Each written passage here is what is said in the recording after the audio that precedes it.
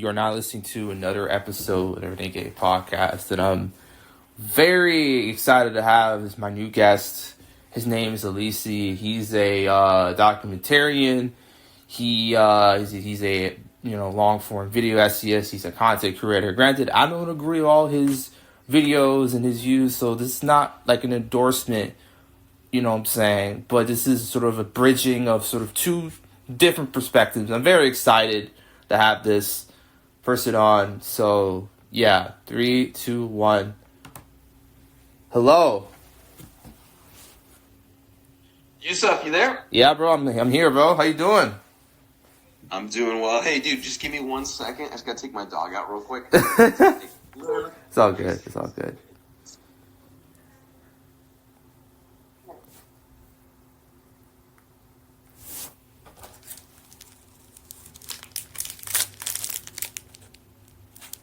Okay. All right, man. Talk to me. So, oh, bro, how you doing? How'd you find me? Did you want to do the interview or podcast, I should say? What inspired it? Wow. Oh my God. That's a great question. It was a lot of things. One of the big inspirations was more or less unintentionally was Joe Rogan to a certain extent. Like, the one interview that really caught my eye was Joe did this interview with Neil deGrasse Tyson, back in the day. This is around the time I was really getting into the internet, and that was one of the first interviews I saw on YouTube, and I was really sort of taken aback how sort of kind of different it was from all the sort of TV interviews or things just where answers were sort of pre-scripted, and that sort of felt like more of a stream of consciousness per se. Another big inspiration undoubtedly has to be Club Shay Shay, Shannon Sharp. Club Shay Shay, you know what that is, right? Yeah? Yep. Okay. Yeah. So that was a big inspiration. And more specifically, it was the Cat Williams interview that really sort of put that battery on my back. And okay, if he can do that, then why can't I do something like that? Granted, I'm not a professional athlete, so I don't have all these connections like he has. But I'm like, if I could build this, then it could sort of lead me into something else. You know what I'm saying? So, yeah. Very cool. And then how'd you find me? That's a funny story. So this was like a month ago, and I came across this video you did about Stranger Things, and that caught my eye because the way you presented it, and obviously conspiracy videos involving that show, they're just a dime a dozen now because last season came out and everyone wanted to sort of cash in, so to speak. But yours was very different, and I like that. Granted, I don't really agree with some of the things you were saying, but I understood where you're coming from. Another video that caught my eye was the Steve Bannon one that you released a couple of days ago. Like, that was one of the best videos I've seen this year. Like, just straight up, right? And the way that you pieced everything together was just like, whoa. Like, I knew a lot of the stuff you were talking about, but there was shit that you said, I'm like, wait a minute, what? And I had to research it on my own, like, how could I not see that? And I think the best type of videos are that, in my humble opinion, so, yeah. That's awesome, bro. Well, let's get this thing on the roll. Yeah, for sure. My first question is, what inspired... You're not recording yet? I'm recording. You are? Okay, cool. Okay. I wasn't sure. Okay. So, what was the inspiration behind the name of the channel and the logo? Alessi Alleman? Yeah. That's my name. Okay. So, I just did it off my name just because it was easier. I think a lot of creators, for whatever reason, will get stuck in these loops and I think spend unnecessary time trying to come up with a name. Yeah. And I think the best branding you can do is just use the name you have. Yeah. Because then you can associate with everything, and it makes it easier. Before then, I probably had the most hilarious name ever. It was called the Social League Clips. Yeah. And I thought that was such a cool name because I'm like, oh, it's the Social League. This is cool. And this is when I was doing some podcast, and I was like, this is such a fun idea. And then I look back at it, and I was like, that was the dumbest name I've ever come up with. And so when I was like, rebrand and going this documentary route, it occurred to me the best thing I can do is just use my name, because anything on all socials and anything connected to it will just be my name. I don't have to separate it. If I do some brand name versus my name, people might not get the sync. And I'm like, let me just streamline it for people. Okay. So that's how I came up with it. That's interesting. Wow, that is interesting.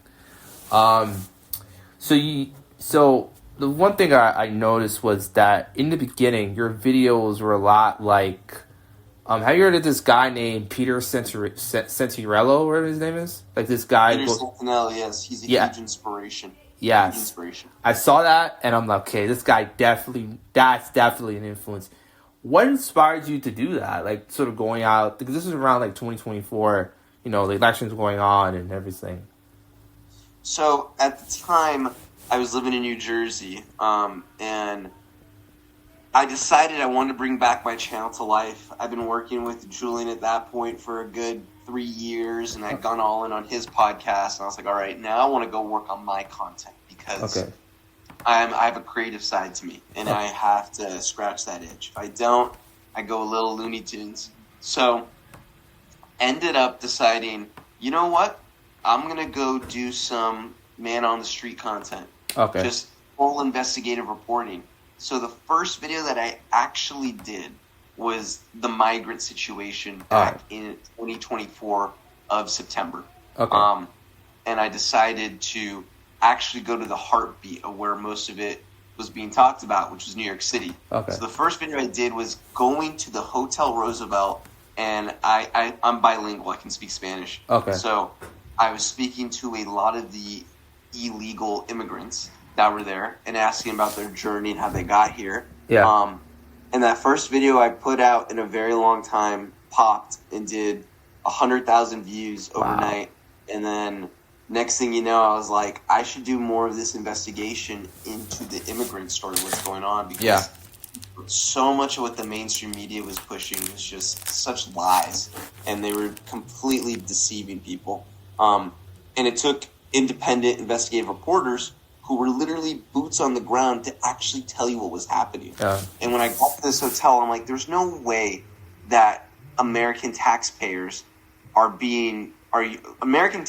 money is being used to fund illegal immigrants, giving them $800 per month, giving them free hotels, giving them free food, giving them TVs, giving them free clothes, giving them all these free assets, even bus rides. Yeah. And it's coming out of our pocket. There's just no way. Yeah. And then I'm talking to these immigrants, and Yusuf, guess what they're saying? What they're saying? They're saying, yeah, we get a debit card. And, we got some money here. We can go here. We can spend the night here. And I'm like, there are hardworking Americans who are barely getting by, who are struggling day to day. And these people are giving free things. And the kicker is they're not even citizens. Mind you, I understand the conversation where a lot of these people are coming here seeking asylum, coming from war-torn countries, come from places that are in the dumps like Venezuela or Nicaragua or whatever it might be.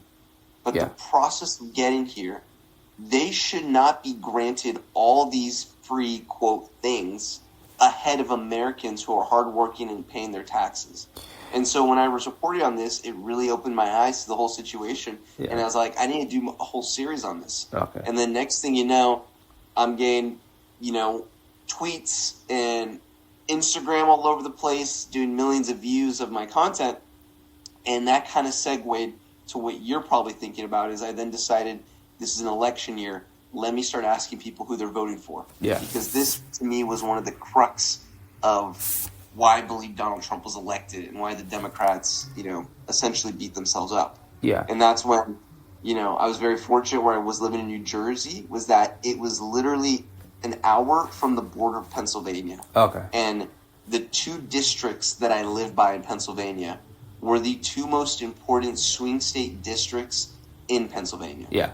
And so I was like, I'm literally in a purple region where there's people who are good old Republican conservatives, and then you got yourself your Democrats who are just, lifelong Democrats that, they see something that says Bernie Sanders, AOC, and they raise their hand and they're like, yes, please. So I went to this region area, and spoke to the people, and I got a really good sense of what was happening. And then those videos started to do well. So then I went all over Pennsylvania. I went into New Jersey. Spoke to the Orthodox Jews to see who they were voting for. That one was kind of obvious. They're as Republican as it gets. Yeah. Went to New York. I pretty much went all over the region. Then I did some ethnic videos of where I went to Chinese Americans and asked them who they're voting for, because I thought that was an interesting demographic that doesn't really get highlighted. Yeah. And then that kind of was my whole boots on the ground period of 2024. And then I did some offshoot videos. I spent some time with the Orthodox Jews, spent some time with some Native Americans in New Jersey. Interesting. I'm trying to remember. I did a bunch of just on the boots groundwork. Those videos are some of the most fulfilling. I guess one of the other ones was I spent some time in Nicaragua. Did a 4-part series on a $300 million Chinese-funded project. Oh, wow. That was taking place there. So I spoke to the locals, spoke to an indigenous Nicaraguan tribe there. Okay. And whatnot. So yeah, does that answer that? Yeah, that's a really interesting answer.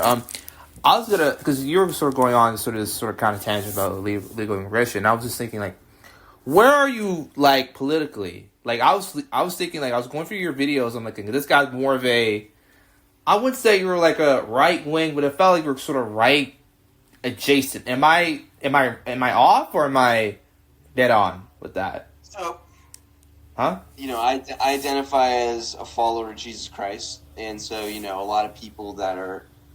I guess I hate the whole political 2-branch system because it really doesn't give justice to most people where they actually lay. Okay. I guess you would say I'm a Christian conservative. Okay. I lean a little bit more right. However, my issue is with the conservatives and the Democrats is, most importantly, you got to call a spade a spade. And I think most people on both sides fail to do that. Okay. So this recent 2 videos I decided to ignite and essentially piss off both sides of the political spectrum. Yeah. By doing a video on Gavin Newsom, who everyone on the right hates and detests, and then did a video on Steve Bannon, who everyone on the left hates and detests. Yeah. I actually put a post out today that was funny to me. It was when I put out that Gavin Newsom video, I got some people on the left wing of the political spectrum who were eviscerating me, telling me I am a far-right neo-Nazi, anti-Semite, you call all these names, right? You saw? And then I put out my Steve Bannon video. Yeah. And there's a nice little feature on YouTube where you can click on the profile of people commenting. Mm-hmm. And you can see the other videos they've commented on. And I'm seeing on this new Steve Bannon video, they're like, Steve Bannon's terrible. This is a phenomenal documentary. Great job, Alessi. Keep it up.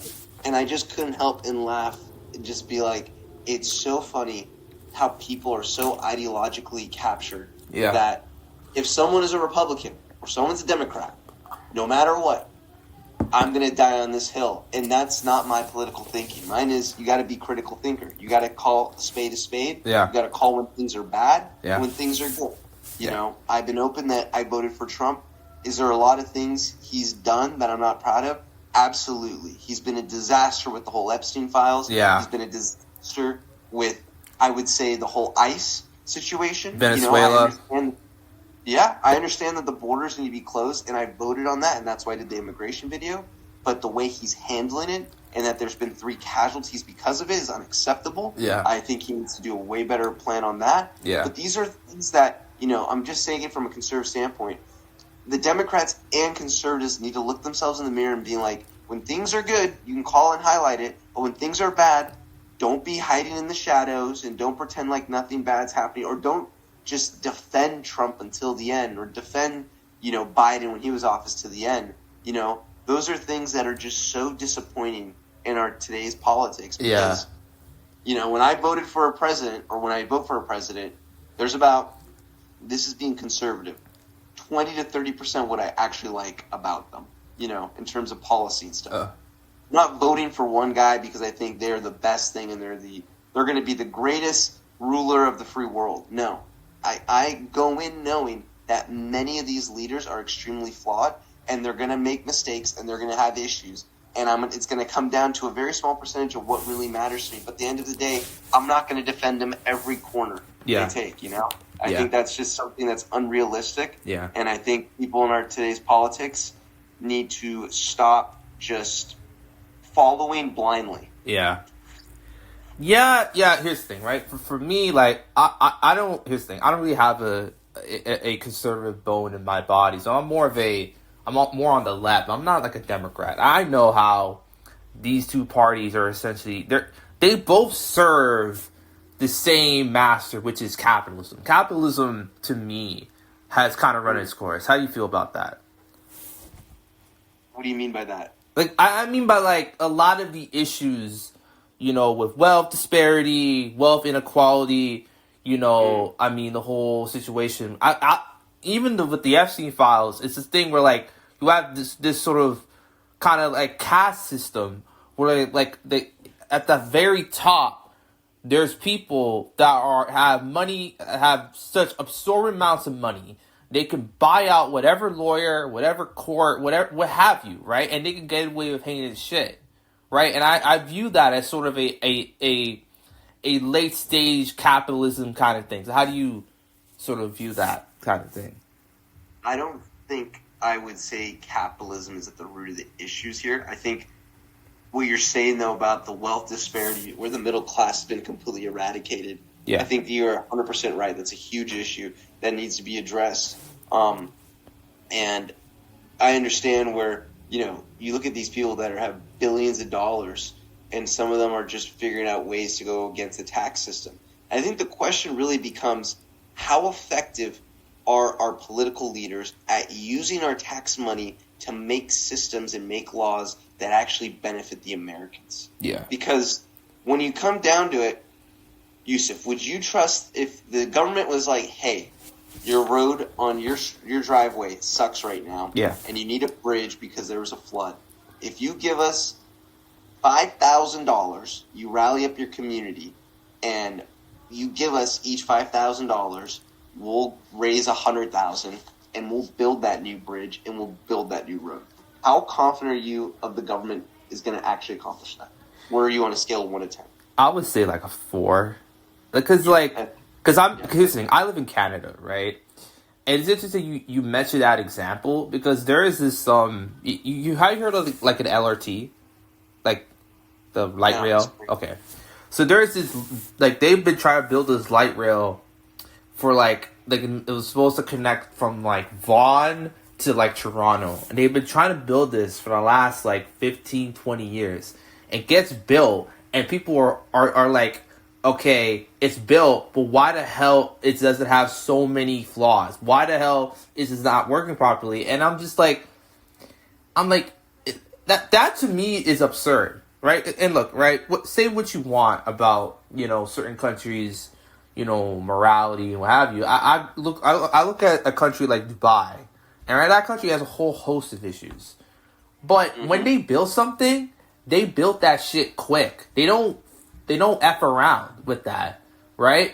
Like, look how long they built the Burj Khalifa. It took them like 8 years. In our country, it would have took us half a century, right? That to me is the most frustrating part about it, right? So, no, I hear you, and I think what you said there is important. I think it's also important to note that, you know, not calling the United States of Emirates a dictatorship, but when there's a central power, we'll call it, it's a lot easier to get things done because you don't have to go through the checks and balances. Yeah. And I think that's the issue that the United States, and as you're saying, Canada, runs through, is our checks and balances, which may be to the citizens' benefit at times, is also why you hear a lot of people say government is slow. Yeah. Things don't get done. And I'm with you on that confidence scale. I'm at a 4. I don't think the government would actually utilize my dollars. I think probably 60% of it would be going to paying the salary of the guys who are actually going to do it. And then the other 40% or 30%, I would say, maybe would go to the actual infrastructure. And then the 10% of it would probably go to some sort of parties that they're hosting or something. So I really wouldn't have the utmost confidence. Yeah. And that's why I don't think it's a failure of capitalism, because I think the free markets, when you have these independent companies be successful. Let me give you a great example of this. This is like the whole private mercenary space. Are you familiar with that? Yeah, I'm familiar with that. So the private mercenary space became the government's favorite go-to with the war on terror Yeah. during the 2000s in Afghanistan. Yeah. And you know why that was? Yeah. It was because they didn't have to go through all these laws. They didn't have to get these checks. It was like, hey, here's CIA money, giving you guys $5 million. I need you to go protect the Secretary of State. I need you to go kill these 10 terrorist leaders in Afghanistan, these 8 in Iraq, and once you guys do, we'll pay you. And that system made it so effective that these guys, Blackwater, essentially blew up into nearly, I think, $1 billion mercenary industry before they got hit sideways by the PR battle, but that's another story. Yep. The point being, free markets, I think, are important. And that's why, going back to our early example of the road and the bridge, I'd rather pay $7,000 for a private company of people that I trust in my local community to build that bridge and road than the actual government right now, because they really don't have a good track record of proving to me they can actually get things done. So I still trust the capitalistic institution, because you still have a lot of these players that are effective and they're fast and it's quality. All right. Okay. Interesting. You mentioned that you voted for Trump in 2024, right? And yes. Did you vote for Trump in 2016, or did you not vote at all? I didn't vote at all. I grew up in California, and everyone was voting for Hillary Clinton, but I thought, she was... If I were to vote, I would have voted for Trump, because Hillary Clinton just seemed like the worst candidate alive. She was just a proven liar. I didn't know much about Trump at then, so I couldn't give you an informed opinion. All right. For me, at that point, it was very much based off of what I heard, and Hillary Clinton had been a proven liar, and even though I know Trump lies here and there, I was tired of the whole political establishment where it was just like these people have been raised since they were like 18 years old to then become a president. I was like, I want something different. I need someone to shake it up. Yeah, So, you know what? Interesting, right? I don't necessarily disagree with that line of thinking in terms of like, okay, we want something different, one new political establishment. And Trump at that time, like even then, here's the thing, I want to say this off the bat. Like, I've always been more politically inclined than a lot of my peers, even at a younger age, because all I did was just watch the news. I watched the news. I watched like this. Have you heard of Fifth Estate? Tell me about it. So Fifth Estate is a documentary series, and it's by CBC, right? And you know what? Say what you about CBC and their sort of declining quality of reporting, what have you. But anytime they release an episode, it's a banger, right? One of the best documentary pieces, and I think that you should watch it you should watch it in particular because it relates to what you're saying about the government sort of problems going on right now. Is the Rob Ford Toronto mayor one? That one is a masterpiece. It was made like 10, 11 years ago, and I was so excited to watch it. I watched it. I was by myself, and I don't know if I maybe should have watched that age because they were discussing some very heavy topics. But yeah, that doc is amazing. I think you would enjoy it. Thank you. I'll have to check it out. What's it called again? Fifth Estate. State, all right. Okay. All right. So right, what was the point, right, the last year and a half since Trump was elected, that, was there like a decision that he did or a policy he or a promise that he made that he broke that you're like, okay, I'm done with this guy? Or are you still on that train, so to speak? Well, this is the issue. The Democrats are in complete shambles. Yeah. And again, I have to state this with the two-party system is disastrous. Yeah. Most people that I know, most common sense people, are somewhere down the middle. Okay. And on top of that, and this is where you want the Green Party, but the Green Party is never going to get enough voters, so we're stuck in the system. But most people, they have the Venn diagram overlap in the middle. I've been all over the place, and I've been very fortunate for that. And I've spoken to people in very well-off-to-do areas, people that have been very poor, different ethnicities. I have a family that's Latin, Chinese, I have a Norwegian family, and most people are very similar. But it's the media, in my eyes, that really ignite it and make it seem like we're so different. Yeah. So say all that to explain why I still am, quote unquote, a Republican conservative, is because the Democrats, there was 4 things I voted for Trump on, because I told you only 30% is what I really care for. The rest of it, his rhetoric, the way he handles things, can just be disastrous. But there was 4 things that were very specific to me. Okay. One was the border. Okay. The fact that millions of undocumented illegals, as well as Tren de Aragua cartel, were infiltrating our country, and the Democrats under Biden did nothing and literally told the Border Patrol to stand down, was just so unacceptable. Right. Unacceptable, because you're not a country if you don't have borders. Yeah. So that was my number one concern. I was like, the Democrats are not saying they're going to change what they're doing. This is very dangerous. And on top of it, we all know how this goes, because if all these illegals come in, and I'm friends with these people, I grew up in California, some of my best friends, have family that are illegal, these people are just going to end up voting for the people that let them in for free, and they're going to try to swing the election. That's not conspiracy. That's just basic 1 + 1 = 2. All right. So I was not okay with that. Okay. Number 2, which he ran on, was he was going to release the Epstein files. Okay. And this is something because this is the largest human trafficking scheme on a level that implicates some of the most powerful, wealthy, and influential people in our world. And the fact that he ran on it, and I hear all these conservatives that piss me off, they're saying, well, the Democrats didn't release it. And it's like, well, they didn't run on it. So guess what?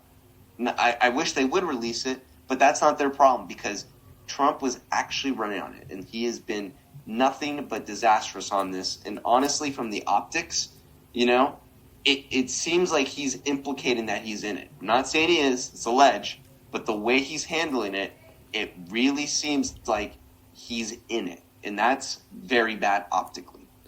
So those were the 2 things that he ran on that I liked. Okay. The third one, which I thought was very important, were just like basic prices of gas, food, those things. And you have to call a spade a spade. The gas prices are lower now. People were freaking out about it the last few months or whatever. If you look nationally, 1, no one's talking about it. 2, the numbers are actually lower. Like there's actually work getting done there. And the 4th thing, which he was doing a good job at and then completely shot himself in the foot, was he was going to end all the wars. Stop the funding to Israel for this whole genocide that's taking place in Palestine. Yeah. It's a genocide. You can't debate that. It is a genocide. Yeah. The numbers are up to 70,000 people. So people on the right, again, for whatever reason, these ideas become left, right, and it just drives me nuts. It's not. It's just human, just very human common sense. Yeah. 70,000 people being eradicated, and you look at the photos of Gaza from an aerial shot, it is completely leveled. It's not livable. Hamas, yeah, they had the hostages, and everyone kept saying, well, we'll return them. Well, I don't think killing all these women and children and deliberately or not deliberately, bombing them was the move at all. Yeah. And sure, there might be a ceasefire or whatever, but I want him to end that and stop sending money over there. It just didn't make sense. Yeah. Ukraine-Russia war, same thing. Now we're sending money. So a lot of it comes down to, and some of it I was surprised by, some of it I'm not, where it's like, look, when these people are on the campaign trail, it's always going to be about these big promises. We're going to do this. We're going to lower taxes. We're going to put top on all these things. And you and I know all of it is for show. Most of it, When it comes down to it, the donors up top are going to be like, actually, Donnie, you're not going to do that. You know why? Because we're actually funding this, and we need this. Yeah. And Donnie's just going to sit there, and he's going to nod and play along. The same goes for Biden. Same goes for Harris. Doesn't matter. So, the one thing I would say he's done a good job on, he's closed the borders. That's one thing you can't deny. And so, to finish this full circle, why I can't ever see myself in the near future vote Democrat is the Democrats are still tied to the craziest woke ideas. They need to drop that stuff. If they actually want to be a party that's going to get the middle ground people, they need to stop with the woke stuff. Oh. And for whatever reason, they're not. I don't want to interrupt you because you're making some interesting points. What are the woke stuff? Is it the LGBTQ thing? Is it what's a woman? That stuff. The stuff where people, actual doctors that are left-wing nuts, and that's what they are, that are testifying in Congress, and they will not call a woman, and they won't say that men can't get pregnant. like Yusuf, you have to tell me, is that crazy or is that not crazy? Of course, a man can't get pregnant. That's biologically impossible. So when you have a doctor from California that's testifying to Congress and is deliberately not answering the question and not admitting that a man can't get pregnant, tell me that is the craziest woke stuff. And then you go on the left-wing media and they're pushing for this person's a revolutionary and standing up. It's this type of stuff where I'm like, Democrats, most of them are moderate. I like, you guys are smart people. There's just people on the left that are crazy. But the fact that you're pushing for this, you're pushing for, the sex changes like that are happening in California, pushing the ideas to put in the psychiatric DSM-5 that young minor attraction is the thing, you lose people. You lose the moderate people. You lose me, where it's like, there's some things I like about you, but that thing, because you will not let it go, is just shooting yourself in the foot. Trump's day one victory, you know what his day one victory was? What? He literally brought in all these women, and he signed a bill saying, women are women, men are men.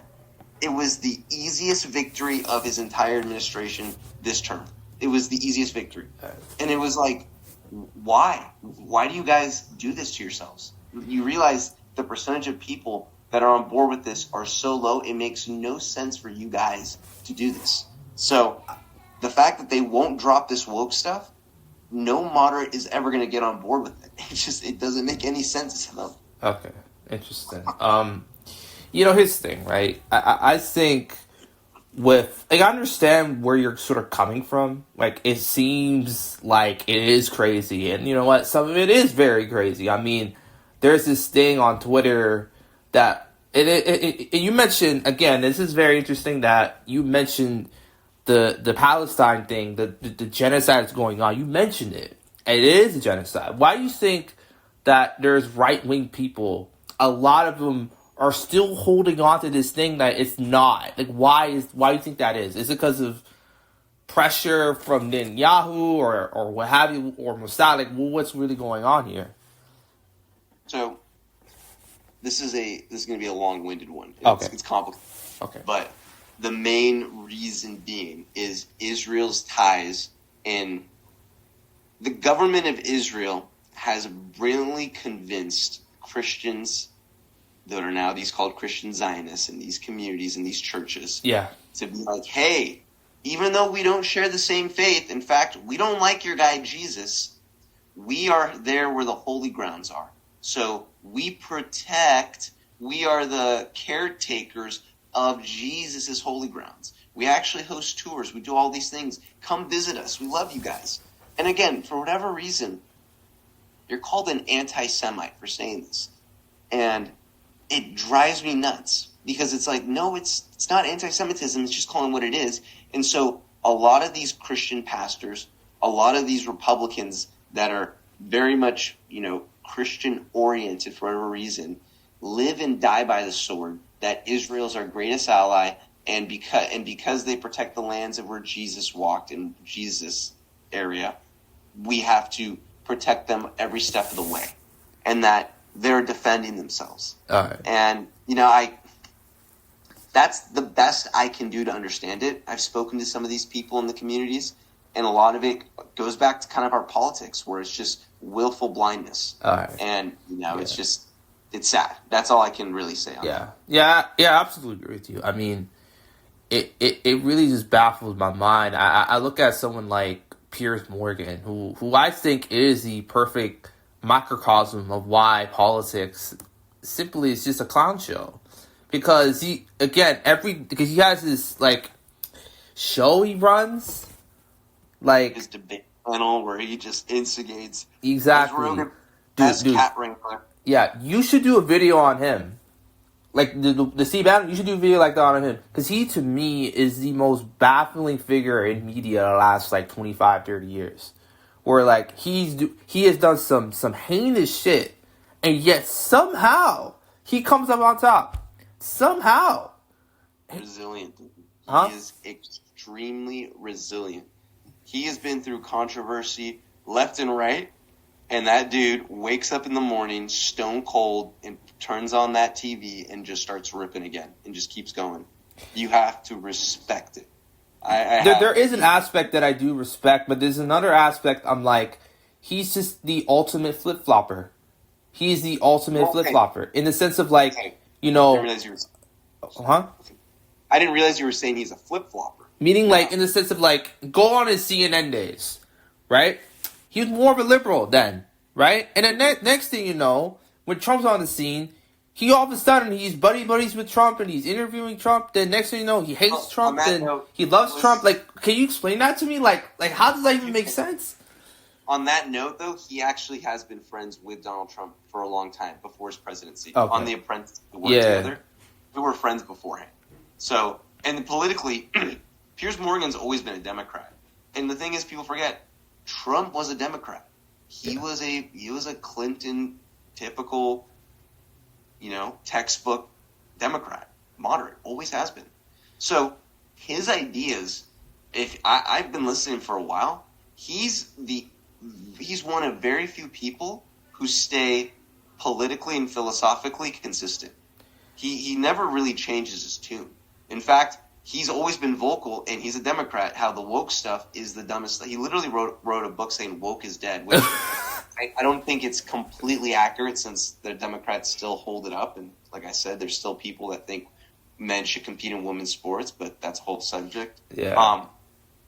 But it's still the same concept that he's had. He's always remained that consistency. You go in all these debates, like, there are things that he's always advocated for. Like, he was the number one guy that hosted the best Israel-Hamas debates. He would bring on the freaking ex-Hamas son, who's like the biggest pro-Israeli guy in the world. Yeah, and that's he'd bring just kind on of... Alan Dershowitz, the lawyer for Jeffrey Epstein. And at the same time, he'd bring on Mohammed Yosef. Like, the guy was touching all facets of people. Okay. So I think he's been consistent. Has his ideas changed over time? I think maybe some of them. Yeah. His most famous interview was with like Alex Jones about gun control. That dude still believes our Second Amendment is not smart. He doesn't think the United States should have he thinks guns in American hands is dumb and that it's leading to a lot of violence. And, I think he's held that consistently, even though we did beat his guys back in 1776. I'm just saying, Okay, that's interesting. I want to sort of touch on the gun control thing. Obviously, it's a very complex issue, and I'm on the side of like, okay, look, I don't know, you could really convince a lot of people to drop their guns, but I think there needs to be a conversation of like, why are these things keep happening? Mass shootings, and like why do you think that's a thing in America? Like, even because Pearson, there was a mass shooting in Canada, right? It was in BC. I don't know all the details, but that was shocking because it's been a little while since we have that. Right? You go look at, other countries, that's not really been a thing. But in America, it feels like, every day there's a mass shooting of some sort. Why do you think that is? Is it a cultural issue? Is it a philosophical issue? What is it, in your opinion? It's hard to say. I have to be honest. I'm not the most informed on the Second Amendment debate, but I'll give you what I know. And I know there's probably a lot of holes you could poke in it just because it's not the most formed idea. But I would say, for one, it goes back to the Revolutionary War where we were hostage to the British, and then the colonialists were like, well, if there's ever a tyrannical government like the British government was in 1776, we need to be able to defend ourselves. That's just what it says in the Constitution. We need to be able to defend ourselves from tyrannical government. Yeah. If for whatever reason it just stuck? The state of Florida just decided to, they decided to get the National Guard, and they're like, we need to go after all these YouTubers that are talking about this. I'm glad I have a gun and I can defend myself, because the government at that point is acting tyrannical. Okay. Now, is there an argument to be said that's a 300-year-old law that maybe needs to be reformed? Yes. I think you can make an argument there. I think, is it kind of crazy when people have a stockpile of like 100, 200 weapons? It's like a freaking armory they have. Yeah. Yeah, there's a point there. Do they really need that? Yeah. I don't know, I think that gets into the complicatedness of things. But if we go and just look at how history has been, if they decided to ban the Second Amendment, get rid of all the guns, Yusuf, there is going to be a black market no matter what. Yeah. There's black market. Their guns are not going to be taken. People are going to have them stashed away. People are going to still have the guns. It's just like weed. Weed was banned for the longest time. Your uncle and your cousins are still going to have the weed, and you're going to go over there and hang out and smoke it. You know what I mean? Like, that's just what it is, even if there's a ban. So I don't think it's ever going to be eradicated fully. I personally think the Second Amendment is important, be able to defend yourself. But I also think education and knowing how to use your firearm, knowing how to defend yourself. Yes. If you're going to conceal carry, understanding what it is. Yeah. I think just buying firearms, the background check process is where I think we could get a little bit harsher on, where it's like, it is your constitutional right, but also I want people that are educated and know what they're doing with a firearm to have weapons. Yeah. I don't want uneducated people being gifted guns and then all of a sudden, they're shooting around in their backyard and they don't understand there's a difference between a hollow tip point versus a regular bullet. Yeah. And a regular bullet's going to keep flying after it's hit something. Yes. It's not going to stop. Yeah. So the education of it is where we could make some changes. Okay. Wow, that is a very, very interesting answer. You mentioned you mentioned the woke stuff, but have you? My perspective of this woke stuff, and I don't really call it woke. I think there's a much better term. I think there's this thing where traditional gender boundaries. I think it's been sort of, how can I say it? I feel like there's some people that think, okay, we're not in the 50s or 60s where there's this particular image of what a man should be or what a woman should be, right? Obviously, there's been tomboys, tomgirls, like there's always been that, right? Mm-hmm. And goths and emos, and there's always been subcultures. I think now people are more open of being who they are, and sometimes they don't really fit into a gender. Like there's someone that I have interacted with online that is non-binary, and we had a whole conversation about it. It was very, very interesting. I was on Reddit, right? So, and look, you don't have to agree with what they do. I think the thing is you have to sort of respect. They have the same amount of rights as everyone else. What I'm saying? So, yeah. See, I see what you're coming from, and I understand that, people, if they want to identify as something, that's fine. You just can't force it upon everybody to play along their game. That's like saying, Yusuf, I need you to call me Mr. Right from now on. Okay. I'm Mr. Right. I'm right about everything. You're going to be like Alessi. You're full of it. No, I'm not going to do that. Yeah, that sounds like an extreme example, but that's the same concept. It's essentially, we're going to play in La La Land for somebody because they want to feel more comfortable. It's not our jobs to make the person comfortable. That's my constitution. I have the freedom of speech to say whatever I want. Now, if you're going to be rude, you're going to be rude, and that's bad. I don't like that. And you can be respectful. But when you're saying these people, you need to legally call them how they want, do you see that slippery slope? Do you see how that can turn into, you're now telling me you're controlling my speech. You're now controlling the way I think. Now you know what I mean? Do you see where that goes? I see where it goes, but the I think the flip side to that is what is the likelihood of that actually being implemented nationwide? It's not that likely. Just because some congressman on Twitter says, "Hey, we should do this," does not mean it's going to actually happen, right? And I understand how you feel on certain aspects of it. Obviously, I don't want my speech to be infringed on, but there's an other aspect of it. I'm there's been certain groups of these sort of people that have been oppressed. At certain portions of time in the past, and now they sort of feel okay, we're in the modern era, so to speak, and now we should have the right to sort of be kind of, respected as such. Now, that's also a different type of conversation, but yeah. I see what you're saying. I think the issue is that the goalposts keep moving, though. Okay. It's never going to be settled down. Yeah. It's never going to be like it's enough. Because if you see some of these people, and I grew up in Santa Cruz, California. It's got to be if not the most liberal, second liberal to San Francisco, Berkeley. So I had like a blue hair girl every third person in my class. So like I've been around this. I know what it's like. And the issue is when they start telling me what I have to say, that's when I have a problem. Mm-hmm. If I choose to be kind, you can't make me be kind. I choose to be kind. If I'm going to be rude, I choose to be rude. When you're controlling people's way of life, and I'm not okay with that at all, because that's just an infringement on just my day-to-day life. Okay, that's interesting.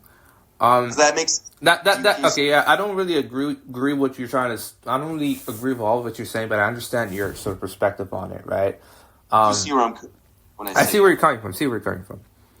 Another video that caught my interest was the Charlie Kirk video, and that video is interesting, and that whole topic is very interesting, right? Because on one hand, I felt like when he died, and I don't think anyone should die that way. Like you could disagree. Granted, I honestly, full transparency, I did not like that guy for a lot of reasons.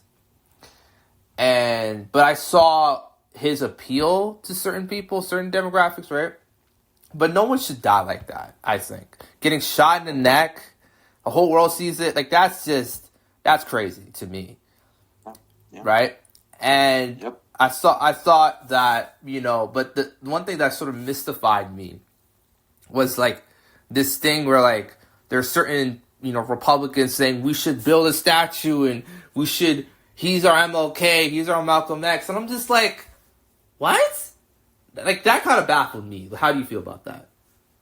Yeah, I think it's a little bit crazy they want to start building statues for him. Look, Charlie Kirk and I agree on many things. And I think the one being we both are followers of Jesus Christ. We're Christians. So I respect him in that regard. He's always been talking about his faith, and he's open about that. Okay. So I really respected that he did that. Okay. The one thing Charlie Kirk did, and whether you agree with his opinions or not, is he met people where they were at. He went to the college campuses, he stood in the streets, and he engaged in conversation like we're doing now, where he was respectfully going back and forth. Now, how he marketed it, you can tell that he was doing these things where he destroys woke kid or destroys that person.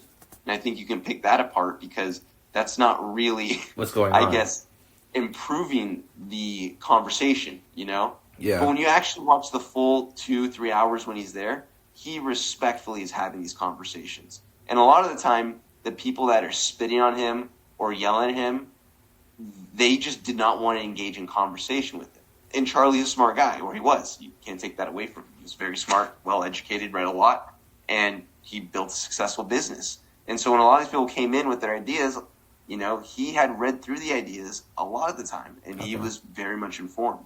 But in terms of building a statue, that just seems crazy to me. If Turning Point USA wants to build one, great. But we're going to make a government statue? That just seems like a reach, And also there's the other aspect of, like, if you didn't acknowledge, him or his beliefs, or they were saying that people were getting fired over it or threatened, like, I thought that was kind of like, okay, guys, that's kind of taking it way too far, like, Well, you can make the same point about how COVID, with the whole George Floyd thing, everyone was posting the black square. Yeah. And it's like, if you don't post the black square, I know you're a racist, so you have to post it. And it's like, that's crazy. You don't tell me what to post and not to post. Yeah. And I can understand where you're coming from this the same way. It's like, hey, if you don't post about it, like, you shouldn't be forced to have to talk about it or post about it. That's up to you. Yeah. However, in the court of public opinion, if you post something that is disgusting and bad and you get lit up about it, your employer can do whatever they want. Okay. So, in the court of public opinion, that's up to you. If you decided to call Charlie Kirk a Nazi and you're grateful that he died, and it comes back to your employer, that's your fault. Like, I don't feel bad for you. I think it's a terrible statement you made. You have every right to make that statement. But as these private companies, you can choose whatever you want.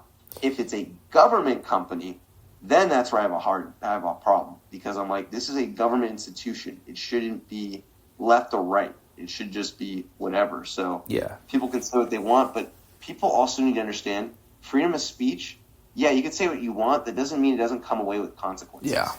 You know, if you say some outlandish stuff about my wife or my family, there's going to be consequences. Yeah. You can see that, but there's consequences. Yeah. So that's one of my take on it. All right, that's interesting. That's an interesting take. So how long did it take to make the Steve Bannon video? Like, how long did that take? That must have took a little while. Oh, it takes almost a week for each of my videos. Okay. At least in hours of time. All so, right. like, hundreds of hours. Oh, for sure. Okay. But I've been reading up on Steve Bannon for the last 4-5 years. Okay. So I already know a lot of it going in. Okay. And I knew the sources of where I needed to go to extrapolate and give the full story on who this guy actually is. Interesting. So,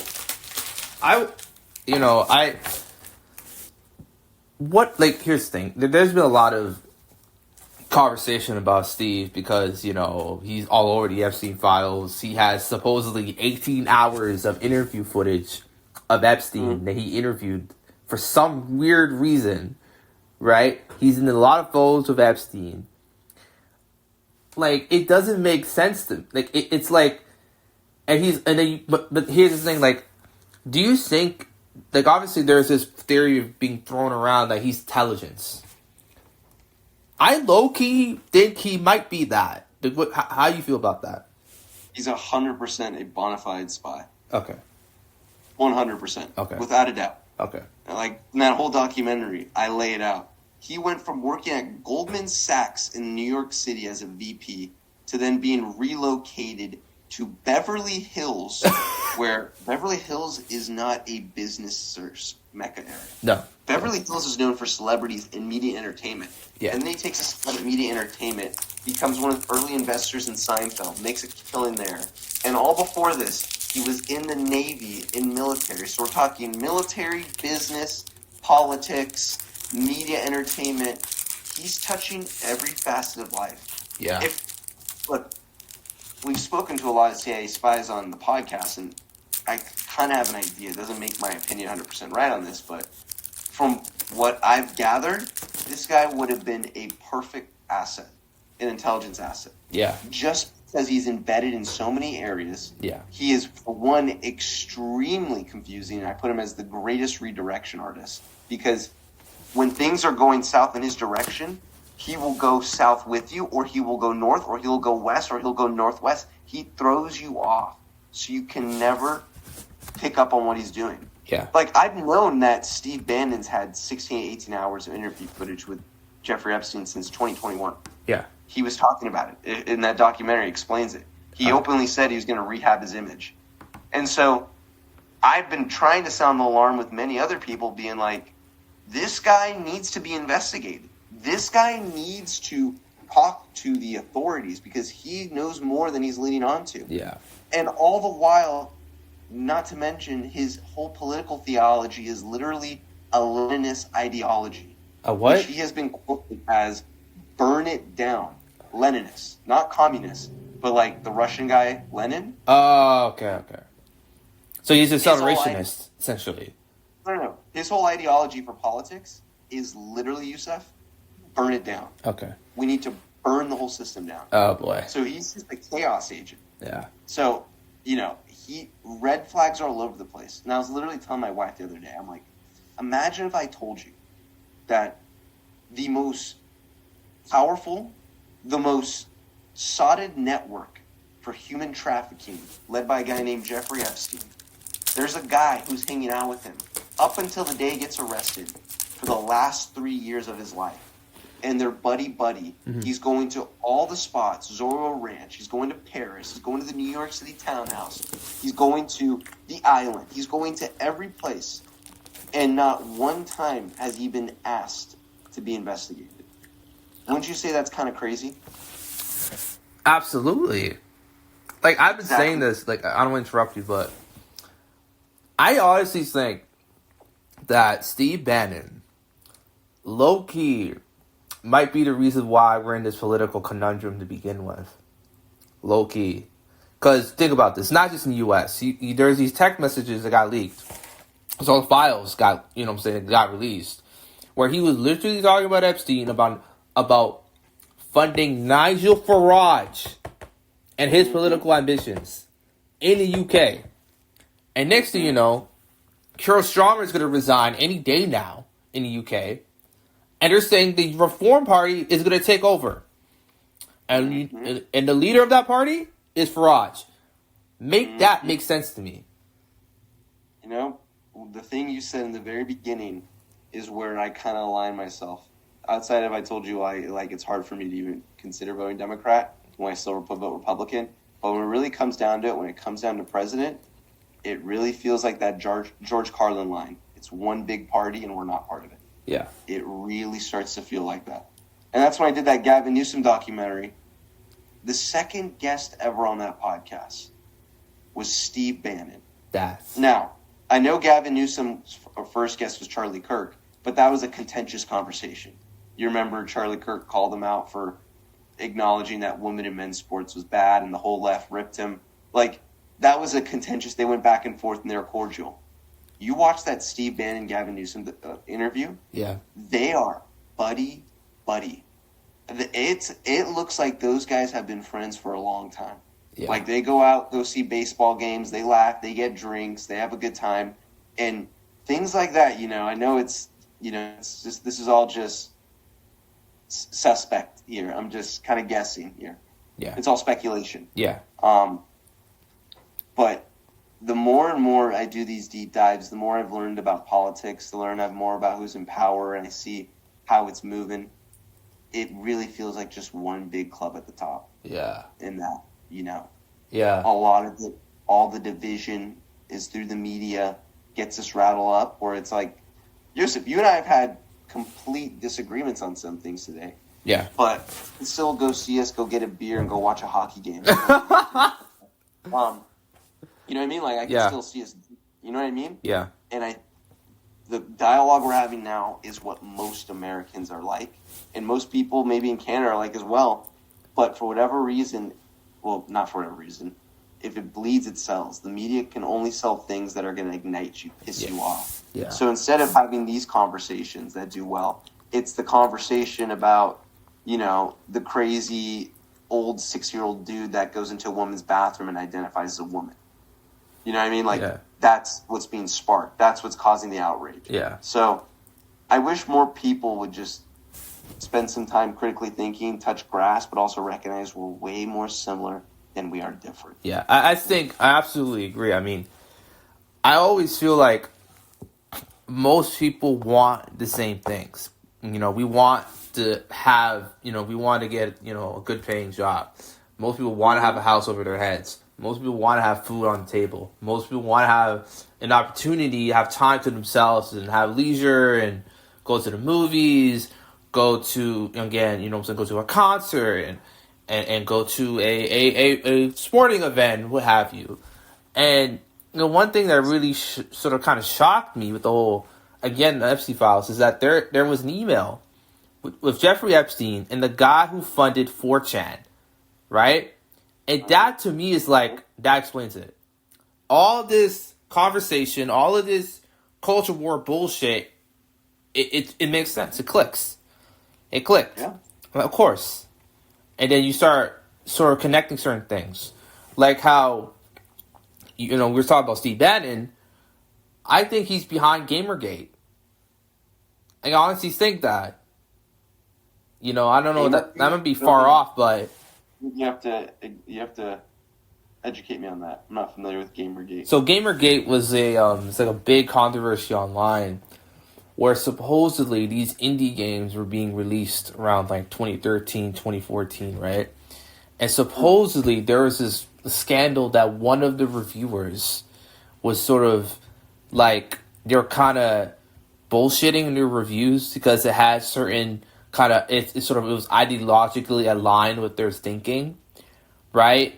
And it was big controversy, and then it turned into this whole thing about ethics in journalism, and then it turned into, when The Last Jedi came out, the whole, again, you probably were there. Were you paying attention around that time, or?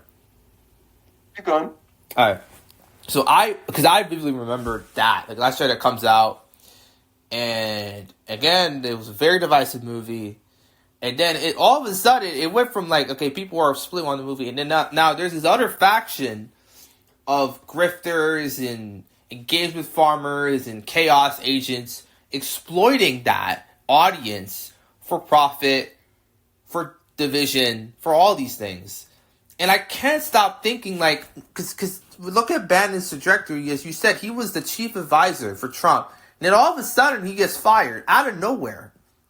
And he never explained that. The Last Jedi came out at the end of that year. And he's never been in a government position. But apparently he had time to fix up a pedophile's image for some weird reason. Like, why would you want to fix up that guy? Unless he has something on you, that kind of thing, right? I'd say to Bannon's defense, though, the reason he did get fired was Trump realized he was a runaway train. Okay. Because the Charlottesville incident happened. On top of it, he was being made fun of. Trump was, that guy's got an ego. That he wasn't actually in power, that it was Bannon. Yeah. And then on top of it, him and his son-in-law, Jared Kushner, were getting into it. Yeah. So all the signs were on the wall. Like, it was a matter of time where he was just like, you can't be here. You're literally having members of my family get pissed at you, turning on them. On top of it, you're going on public airways and disagreeing with what I did for policy and whatnot. Yeah. This just looks bad. So to Bannon's defense, he had it coming. Like, he was screwing up every turn. Yeah, I agree with that. What are your thoughts on, actually, you mentioned his name.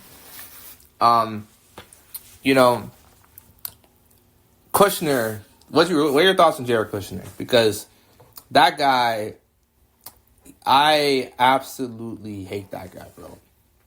Why do you hate him? He exemplifies everything wrong with this administration, everything wrong with the powerful and wealthy.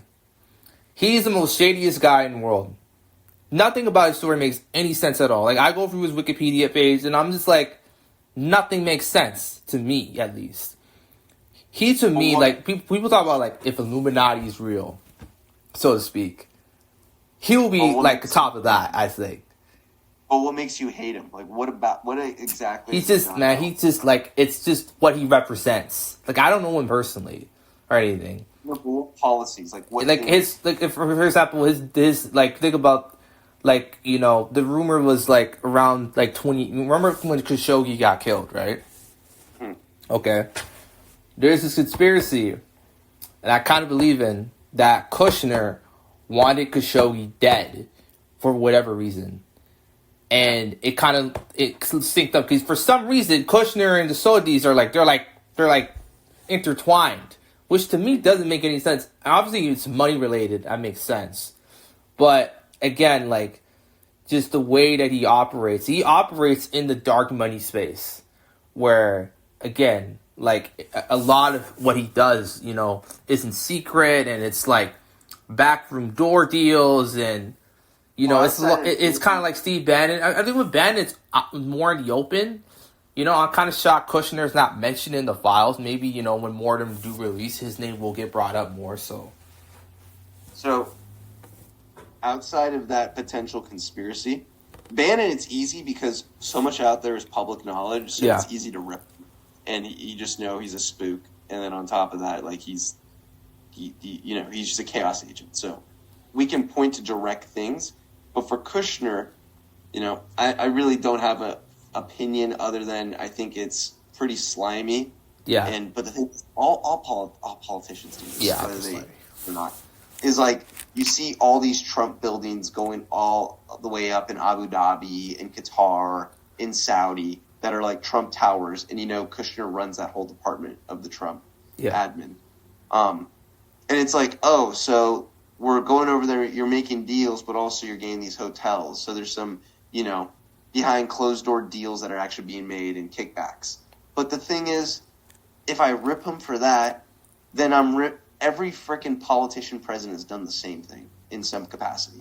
That's just the nature of politics. Do I like it? No. But is it what it is? It is what it is. So from there, I'm ripping everybody. So I can't really rip them on that, even though it is slimy. But other than that, you'd have to point to me some direct examples where he just looks like a bad actor. The Las Vegas shooting. What about it? All right, so you did a video on it, and I thought it was a pretty well done video. Mm-hmm. And there's this one, I don't know why, I made up this theory in my head that, there's all this conversation about the Saudis being behind it, and Kushner and the Saudis are just, they're symbiotic, right? And Kushner has a lot of fucking money. So is it that crazy to suggest that he might have okay, people are going to get killed, but I can promise you these things in the future if you get this thing done, kind of thing. I don't know, that sounds really crazy, but so this is the issue I have with this. And again, I'm going to defend Kushner, even though I don't really know him or care for him much.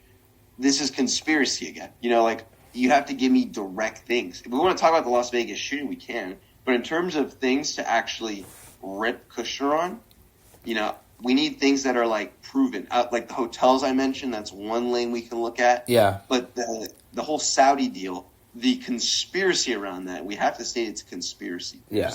Conspiracy. Yeah. I'm not saying it's the truth or anything. I'm just saying that might be a potential, Yeah. But I'm saying for my sake, if I want to rip Kushner and call him what you call him, a sleaze bag and just a bad actor, I haven't heard anything yet that I'm convinced to be yeah, he's bad for this. You know what I'm saying? I'm still waiting to hear about that. Okay. That proven things that he's done that make him seem like a bad guy. Okay. Because I try to call things spade. Okay. And they are. Okay. All right. So you mentioned, right? You know what I'm saying?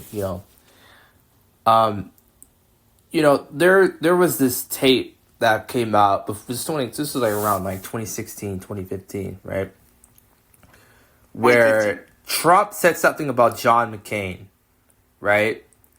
And he said something along the lines John McCain is not a war hero and yada, yada, yada. And a lot of people got upset. And I'm and I remember looking back, I'm what? I was just thinking to myself, why would you say that? Right? And then I look at, the whole Charlottesville situation where he said something along the lines of there's fine people on both sides. He just completely sort of fluffed that whole thing. And I'm just what's going on here, so to speak? And I'm just, these aren't major things now because it feels like for the last 10 years, it's like Groundhog's Day, where there's always a new scandal, again, maybe that's part of the whole sort of flooding the zone type of thing where you forget these smaller things and they sort of become a big thing kind of thing. So, yeah. No, I hear you. I will say, though, again, I hate just having to defend some of these people, but it's just what it is. You got to call it. Trump, you got to defend him in this part, is the left-wing media and the media in general was ruthlessly going after him for every facet of his life since 2015, since he actually even put his name in the actual ringer. So it's not right to maybe how he's responded, but he has been eviscerated by the media for years. So everything that comes out, it's hard to discern. And it's not always truthful, as we know, because sometimes they're just trying to create hit pieces on him. Yeah. With that being said, he does some ugly things, like the John McCain thing, unacceptable, disgusting. Yeah. The most recent one, which I don't know if you remember, the Brett Rainier, the film director, who got killed by the sun, unfortunately. I think that's what it is. Yeah. And then he says he had Trump derangement syndrome. That was disgusting. that was crazy. That was disgusting. I can't believe he said that. It was just foul. But I don't want to interrupt you. But on the flip side of that, it feels like, those aren't really isolated incidences where it kind of feels like he's kind of been that kind of guy. He had to hide it because, he had to sort of uphold this image. he's been that guy since the 1980s. Yeah. He's been this guy when he was going on Oprah and Ellen DeGeneres, and everybody that was a Democrat loved him. He's the same guy. Yeah. If you look at his policies, what he's believed in, like I told you, he is a Clinton card-carrying Democrat since the 90s. He's always been. Even his policies, like the immigration stuff. People are pulling clips of Bill Clinton and Obama, where Obama was literally called the border czar. Because that dude was separating kids from his parents and sending thousands back across the border. Like, he actually sent more than Trump, I think. Maybe Trump's term now is beating him, but yeah, like, he was the border czar. But it's like, his policies, Trump's been the same. He hasn't changed. It's just now that he's not on the team that people like, people are going to nitpick him and tear him apart.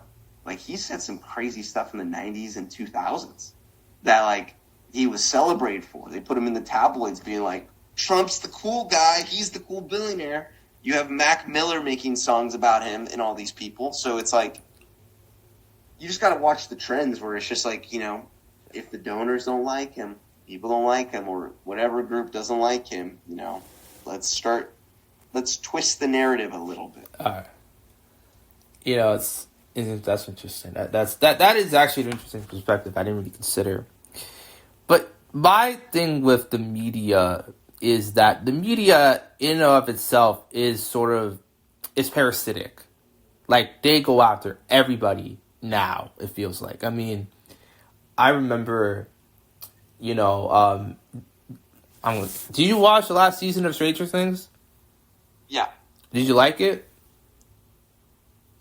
was fine. Okay. You know, I think I could do without the whole, you know, gay thing. You know, I think it's a great show, but, like, if you just take it, now we're kind of commenting on media, but it was like, the show's freaking phenomenal, shot amazing, but they decided to build this, you know, Will Bynum being this gay character up, and if you really think about it, it doesn't add anything to the actual Stranger Things story. It just seemed so unnecessary, and it was like, oh, this is the DEI checkmark. That's what it felt like completely, and it's like, you don't have to do it. Like, literally, we're watching the show. Have you seen the show called Billions? I heard of it. Yeah, I heard it's good. Add it to your list. It's freaking amazing. Long story short, there's this gay character that's centered around the second season. And you can't really tell he's gay or whatever. It's not overt. But then he dies, and they have his funeral, and it's like, oh, there's his gay lover or whatsoever.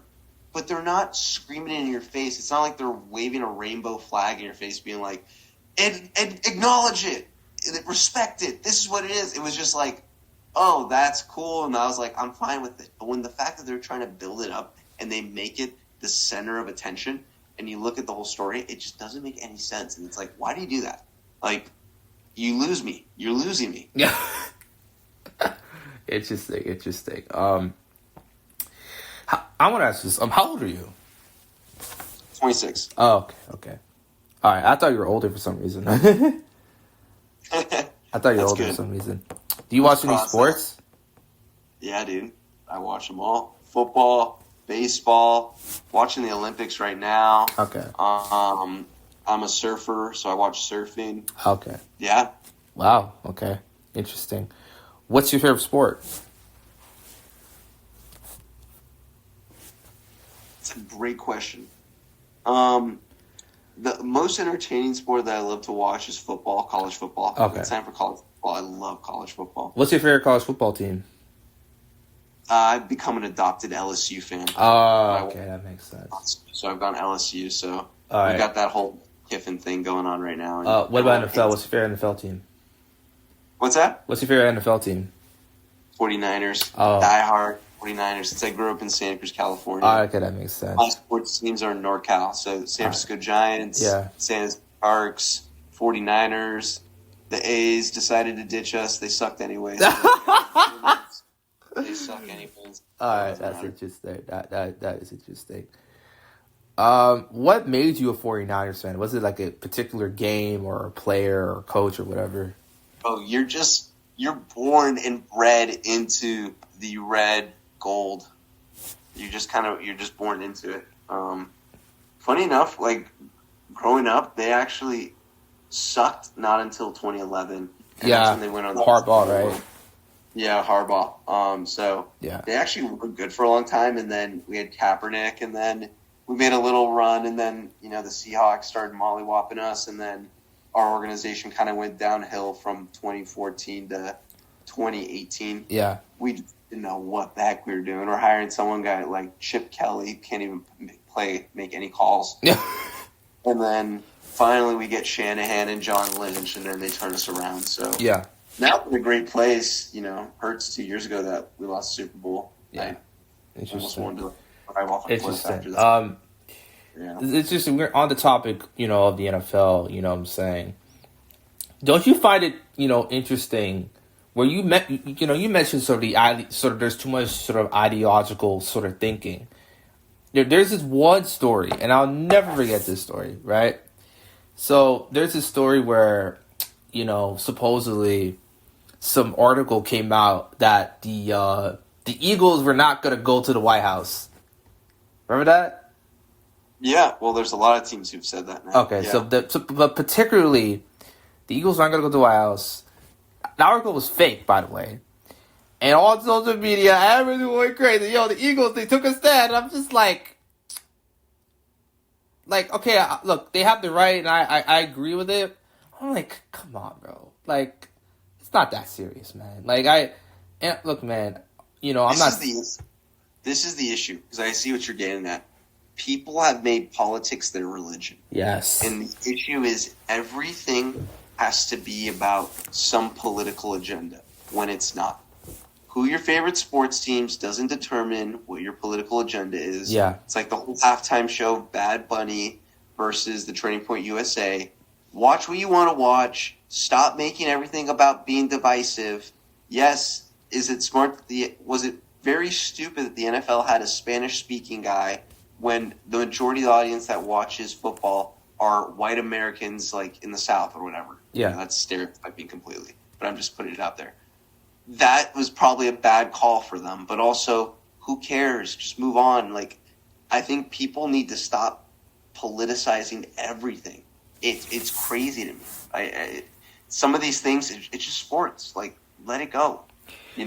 Sports, it's supposed to be a unifying kind of thing, and look, man, it's so funny. I see people get shocked when, oh my God, this player is conservative. I'm like, it shouldn't be that shocking. You're getting your head smashed in, right, on every possession, and you expect that person to make a political kind of no. I'm not here to see Max Crosby's take on the Epstein files. No, I'm here to see him if he can sack the quarterback. You know what I'm saying? So it's crazy. When someone, this is the thing where it's like, I don't know what it is. It's like these people in their respective fields. Again, I'm free speech, so they can say what they want. Doesn't mean that I can't ridicule them, These people have every right to say what they want. If Max Crosby wants to talk about the Epstein files, he can. But at the end of the day, he's probably one of the best defensive linemen in the game, and I respect his game. But maybe when he talks about the Epstein files, maybe I'm just going to turn it off. Is going to actually amount to anything. And maybe he might say a few things, and that's fine. But again, this guy spends 24 hours a day, 365 days a year, focused on becoming the fastest edge rusher to get to the quarterback. That's his job. That's what he gets paid millions for. Yeah. His job isn't to investigate the 3.5 million Epstein files that came out. So whatever he's hearing, there's a good chance it's just regurgitated from whatever outlet he listens to or people that he sees. Or maybe he spent 30 minutes looking at some of the files. But you can't expect him to be the holy grail of where the truth is coming from. And I think people just need to, for their own sake, realize that. Yeah. If you want him to get a reaction, honestly, I'll watch that. It's probably going to be funny. He'll probably be like, this is crazy, whatever, blah, blah, blah. And he might say something funny. But in terms of tangible information that's meaningful, people need to be better at deciphering what's good and what's bad. That's the thing. There's a statement that I saw online that I absolutely agree with. People are now treating celebrities as politicians and politicians as celebrities. I I'm like, eureka. Like, that's sort of the crux of it, right? Well, guess what? Becoming president is a popularity contest at the end of the day. Yeah. All it is. That's democracy. It's who's the most likable, who's the one that's going to get the most votes. Well, it's who's got the most attention, who's got the most eyeballs. Yeah. And that's what makes democracy beautiful and also flawed at the same time. Yeah. It is a system that is a work in progress, has lots of errors, but it is the best system in the entire world, and you can't argue with me on that. You can't. All right. There's not a better system out there. Communism's been tried how many times? How many times has it succeeded? 0. Do we want to have Russian dictatorship? No. Do we want North Korean dictatorship? No. It is. Do we want what the Middle East has going on, like the UAE?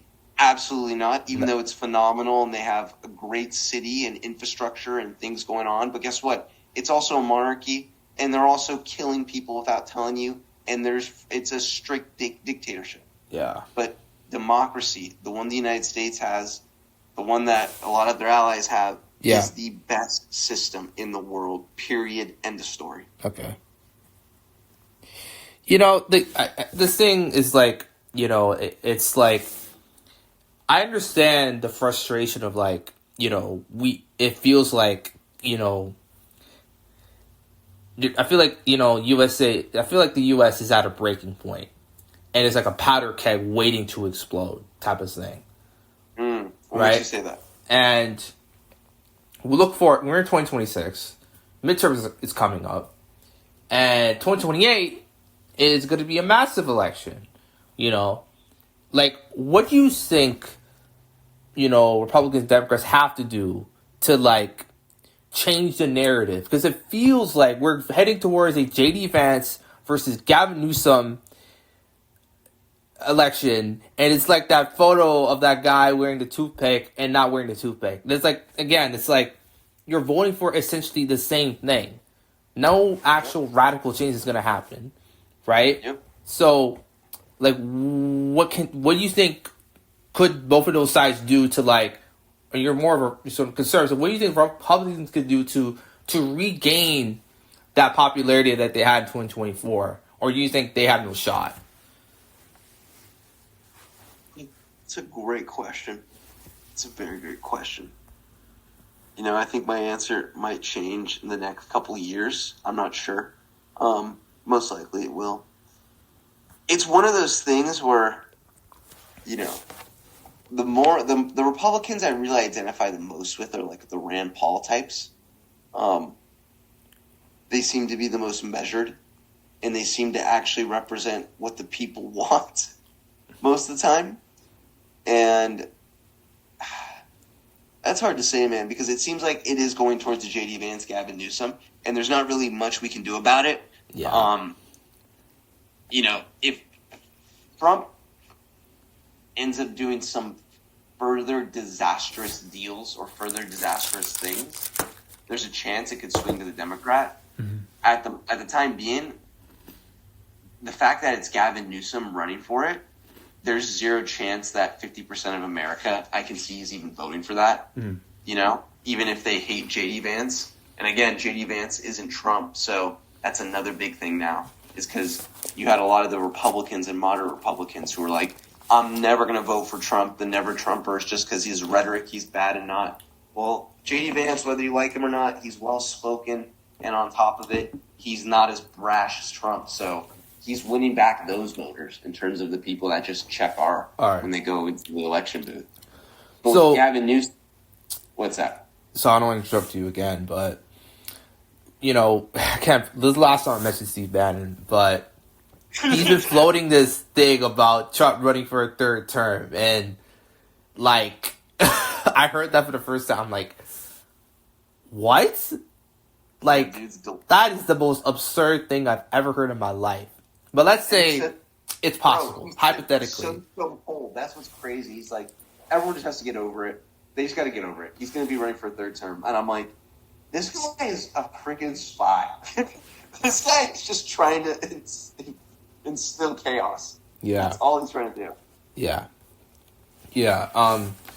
if let's say hypothetically, what if let's say 2028 is like Obama versus Trump, or it's Trump versus Mitt Romney, or what have you? Like, do you think the American people be like, okay, I'm gonna vote for Obama, I'm gonna vote for Mitt, or what have you? Or do you think that Trump will still somehow win?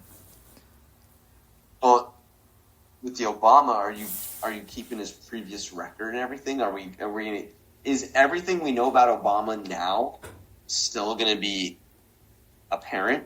Like, is that going to go into people's decisions?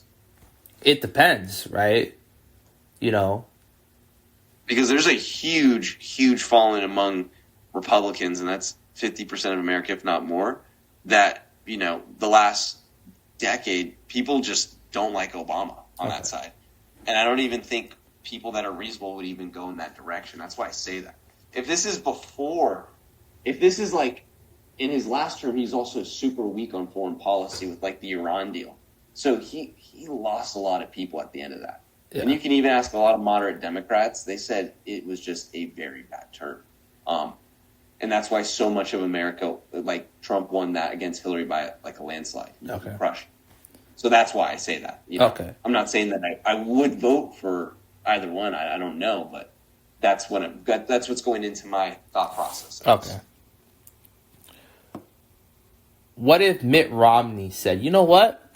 I'm not a Republican anymore. I'm an independent." No, what if you were to go against Trump? Huh? No one's voted for that guy. Oh. That guy, no one. He's betrayed his own party at times. He was part of that whole, like, I hate Trump stuff, and it was just, like, people kind of read through that where it's like, this guy is just trying to be a contrarian, and he's just trying to get whatever following. Like, no one believes no one believes him that he believes in what he believes. Okay. Like, no one's buying. But it feels like I feel like if I were to pick either of them, if I was forced to, I think at least with Mitt, there's this thing of like, okay. Wait, Mitt versus who?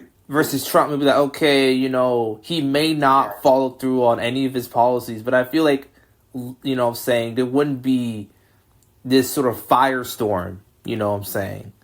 Maybe because maybe that's a media thing, I don't know, but.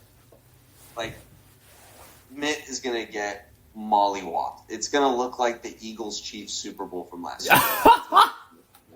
That's what's happening. Oh God. Okay. Not saying I'm not telling you who I'm voting for in these. But I'm just saying that's the outcome. I'm telling you right now. Interesting. I saw some people mention that Reagan is the reason why we have Trump. And a lot of Trump's rhetoric is just more of an updated version of Reagan. Do you agree with that? What are your thoughts on Reagan? Like, what's your perspective on it? Well, I wasn't alive then, I'll put it that way. So I'm not particularly I don't know Reagan's policies that well. I know that he did a lot of bad things and good things. It's hard for me to have a measured take on that because I wasn't alive, and we now know hindsight, but it's like saying hindsight 2020.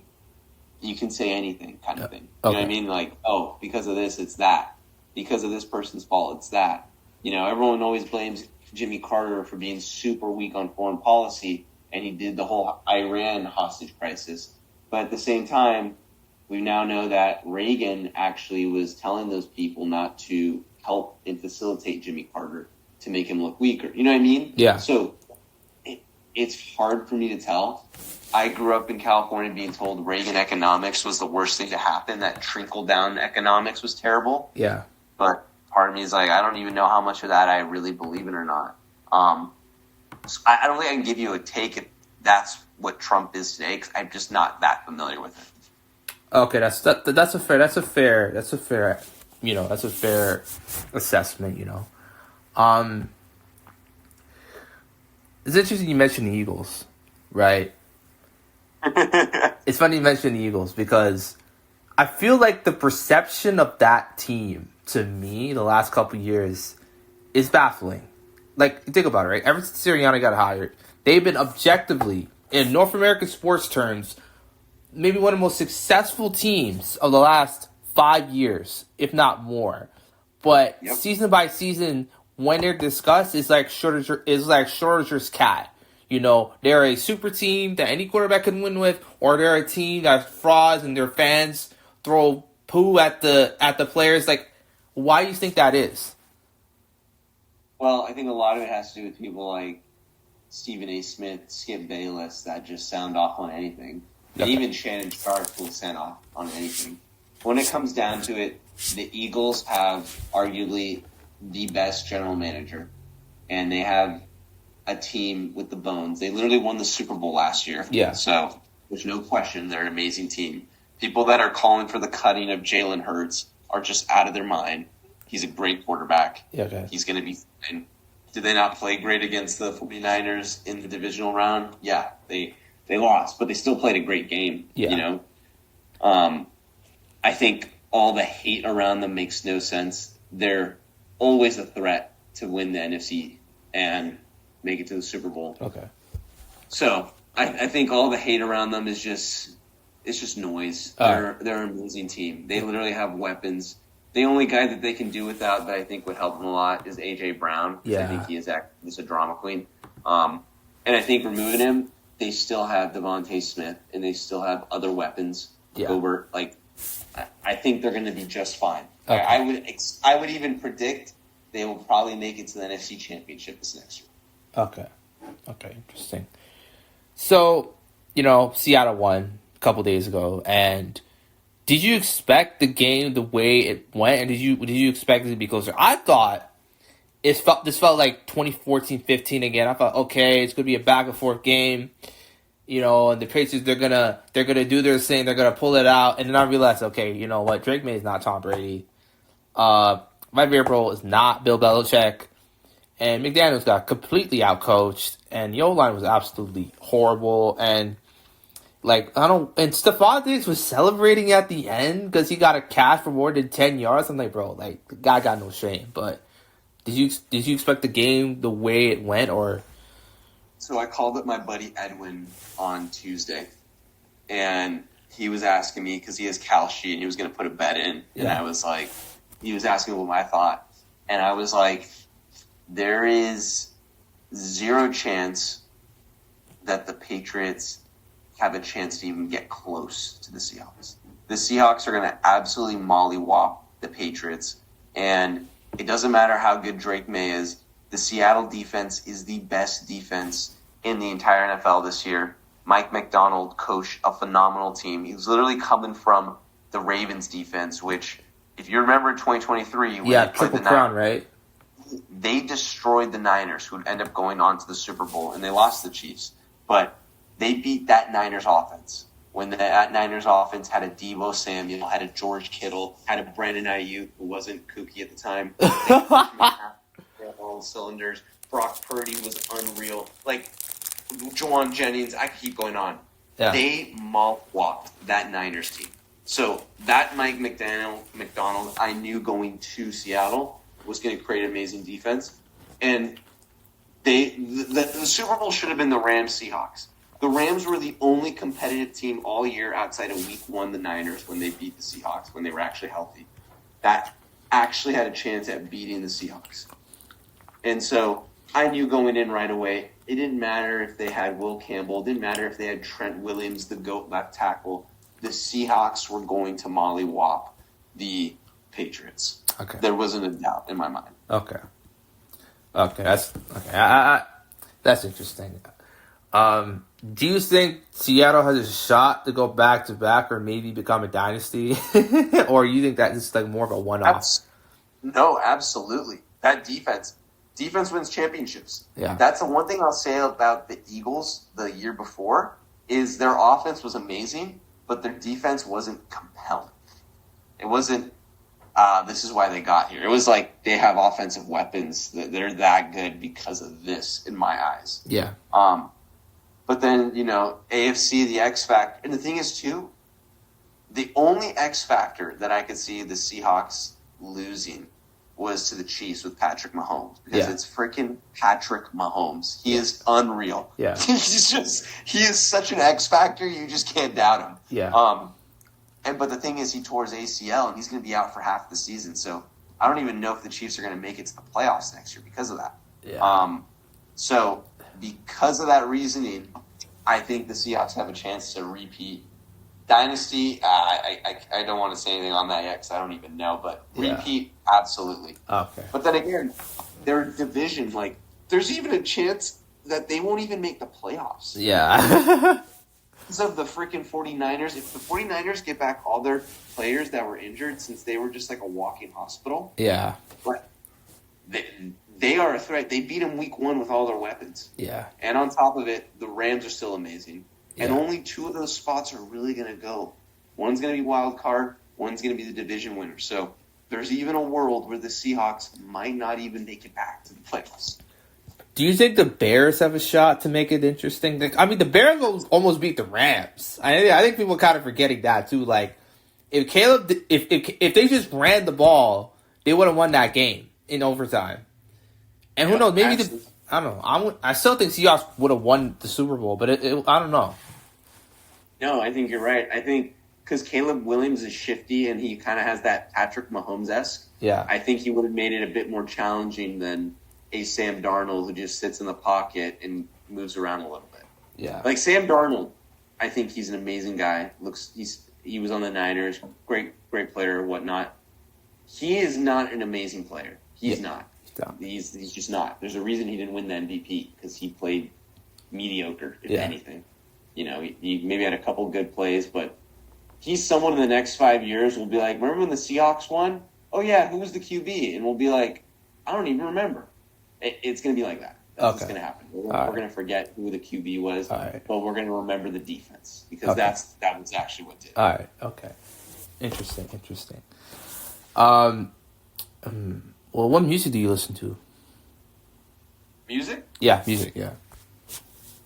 I'm a little all over the place. Right now I'm in a country swing. I'm listening to a lot of country. I listen to a lot of Jesus worship music. Oh, okay. Hillsong United, banger. If you ever listen to some of that, I'll put you on. Okay. That gets you going. Hillsong's amazing. Then I'll put in a little bit of rap here and there when I need to. We get a little bit of Drake, a little bit of 21, Baby. Put that stuff on too. So it just depends. It depends. Like even Bob Marley. Bob Marley's amazing. Put on some African tunes. Rocco, who's from Mali, he's just a drummer. That gets me out.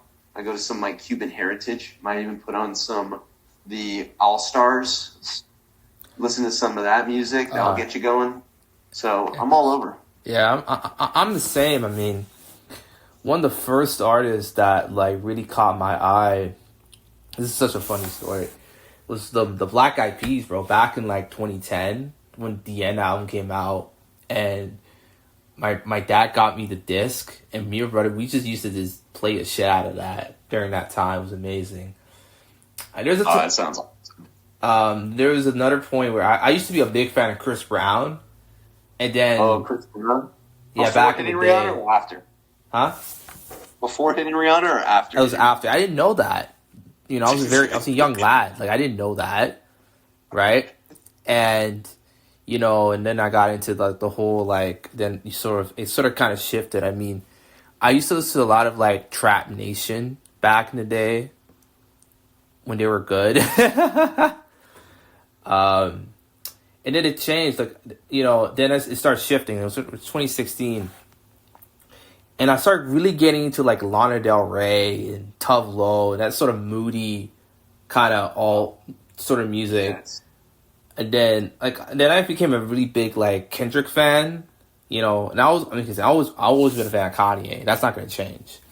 Then, again, and then after a little while, things started to shift. I mean, I've been listening to a lot more like Gil Scott-Heron, a lot of Dean Blunt, a lot of like A$AP Rocky, a lot of like experimental music, like a lot of Billie Eilish, Olivia Rodrigo, Sabrina. I'm all over the place. So like, the thing is like for me, like art, you know what I'm saying? The thing about art that's so great is that it's universal.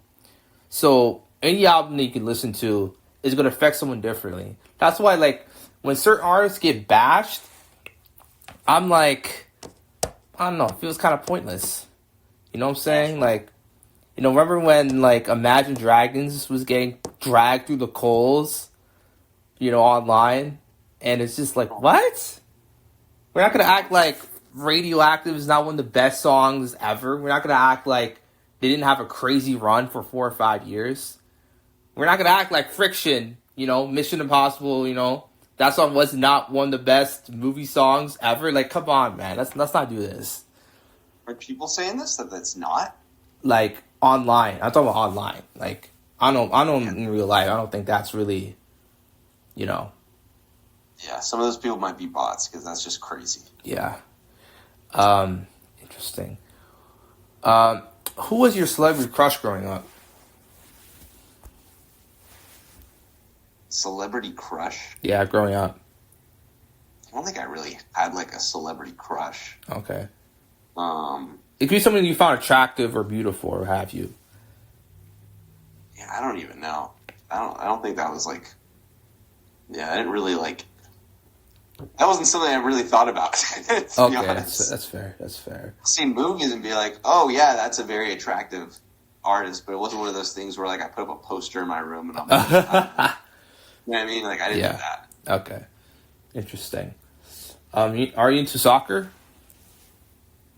Yeah, I like it every 4 years when the World Cup comes on. All right. Okay. Are you excited for the World Cup 2026?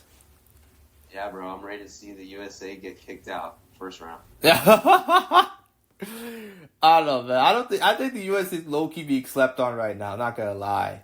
Like, I'm a Canadian, but it feels like anytime the USA gets counted out, they always come through, you know, some sort of way. And anytime we're the favorites at something, we always kind of crumble. You know, it's like, it's kind of the opposite effect kind of thing. So Canada's come through a couple times, right? Yeah, I mean, yeah, we were in semis, semis in Copa America a couple years ago. I mean, that was an amazing run, you know. Yeah, I don't know if anything's going to top the last World Cup with Argentina and Croatia. That was crazy. Bro, that was like, they need to make the documentary now. Like, that was the perfect ending to the Messi documentary. Yeah. That was just, oh my God, that was insane. Okay. All right. Interesting. What would you do if USA somehow won the World Cup? Would you do a video on it? I would probably be like, great job, and get back to my day. Okay. It's probably how excited. Interesting. These guys don't pay my bills. So. Okay, interesting. You mentioned you're into baseball. What's your favorite MLB team? Giants. Okay. I could do without the Dodgers. Okay. Yeah, but I don't think anyone's beating them. I can see them winning like the next 5 World Series in a row. So. Do you think a lockout's gonna happen? Because of the salaries or what? Like the lockout in general in MLB. You think that's gonna happen, you know? Oh, why? Is my question. Why would there be a lockout? I mean, there's been suggestions that the salary cap needs to be implemented because the Dodgers just keep buying up everybody, which I'm like, you know, they're not the only team that can do that, right? Like, I don't get it.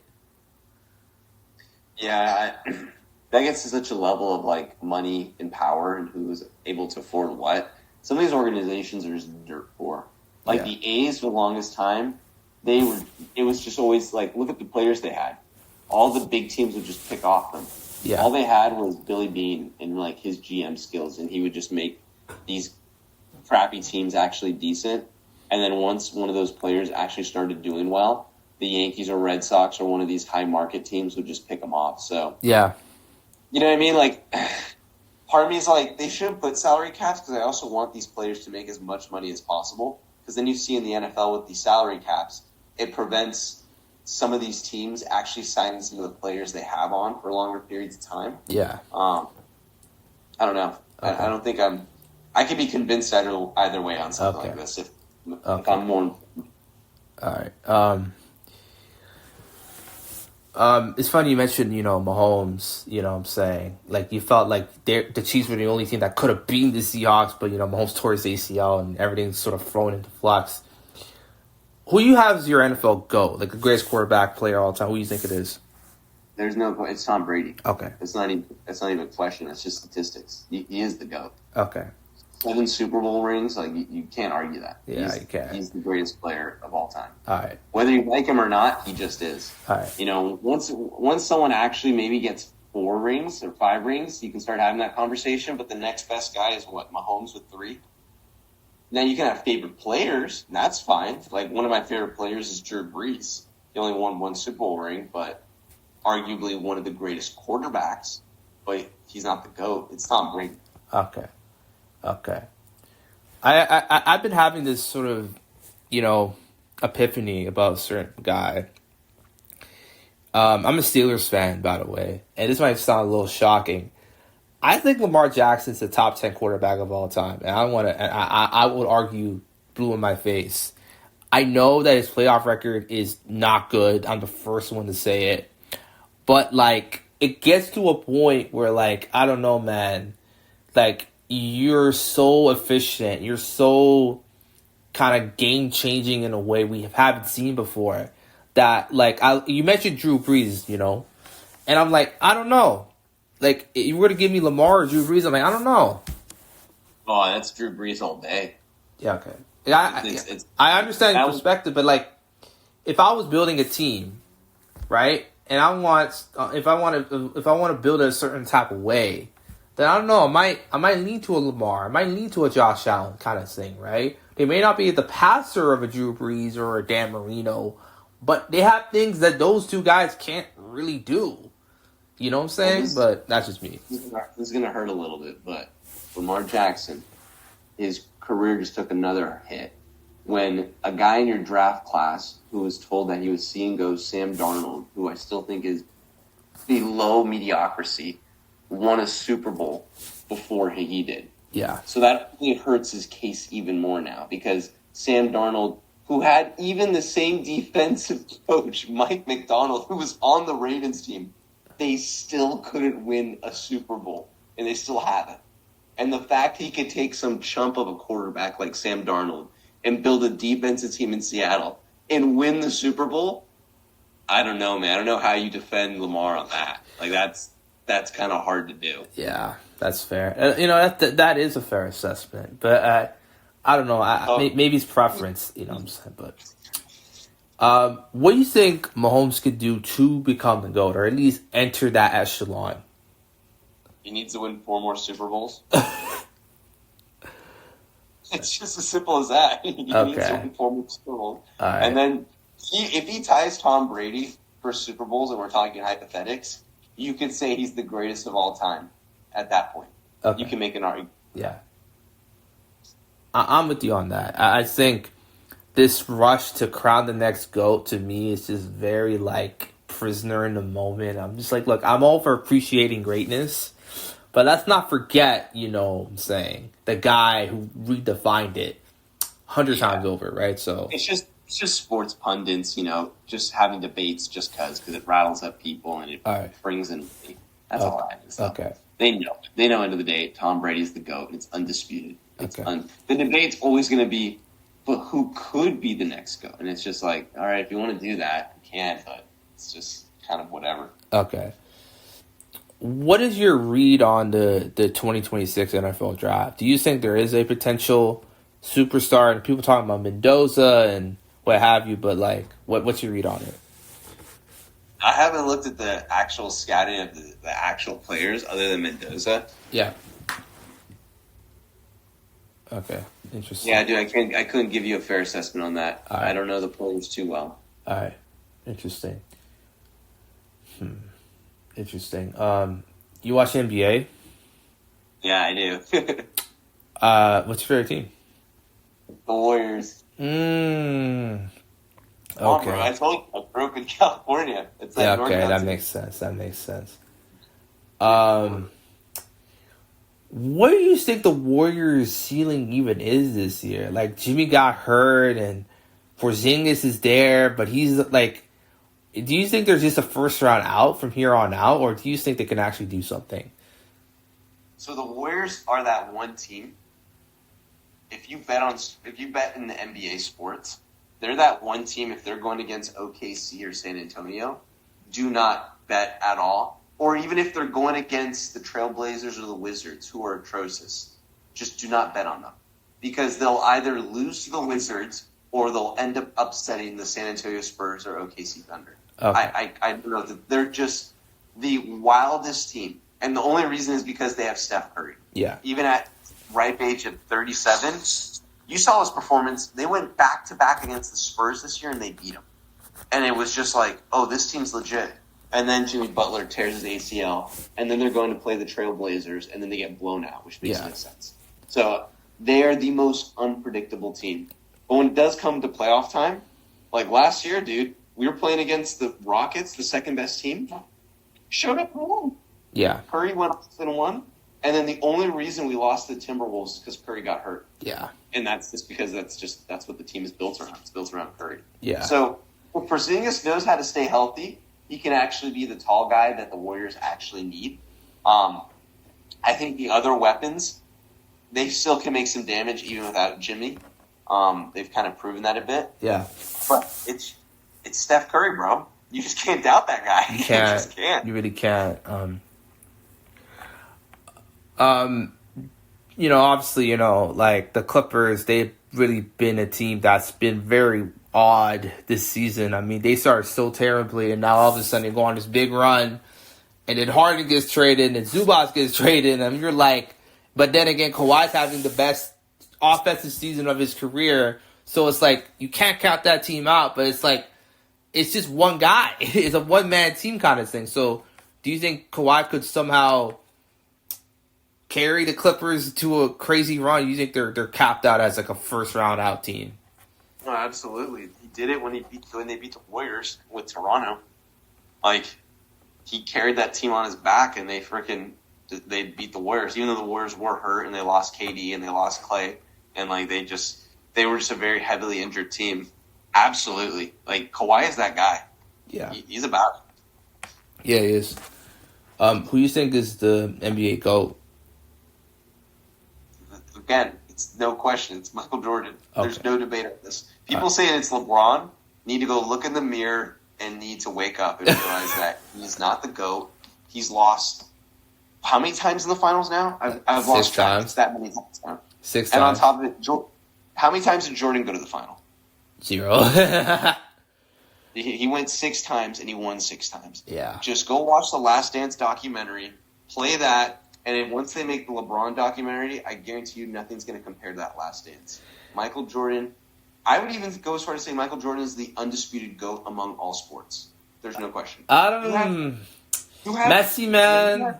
When you have people that like are playing soccer that are saying they idolize Michael Jordan, to people that do curling saying they do Michael Jordan, you don't have that with any other sports characters. That literally it goes beyond sports. That these guys, Conor McGregor, Mike Tyson, these people, where they're like, oh yeah, I go to Michael Jordan.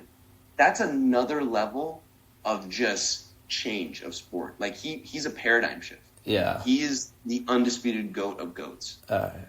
You don't think Bill Russell had something to say about that? Like 11 rings, I know the era, but like, I mean, I don't know, man. Other than what? Like, meaning like, you don't think Bill Russell has a case for the NBA GOAT? Like, I know people can clown on his competition, but like Sarah had like Wilt and Jerry West and Elgin. There were some bad dudes back in those days. Like, may not been the same, but Yeah, I think you're right. I think he definitely has a case. I think that's totally fair, and you can compare the dynasties. That's fine. Yeah, I think there's a case there. That's fair. There's a case. I mean, people talk about Kareem having the perfect sort of all-around basketball career. He went to high school, then college, then he again dominated the league for like 20 years. Like, sure, he has the same amount of rings as Jordan, but, finals MVP, not really the same. But, it's interesting. Yeah, I would put, no, that's a fair point.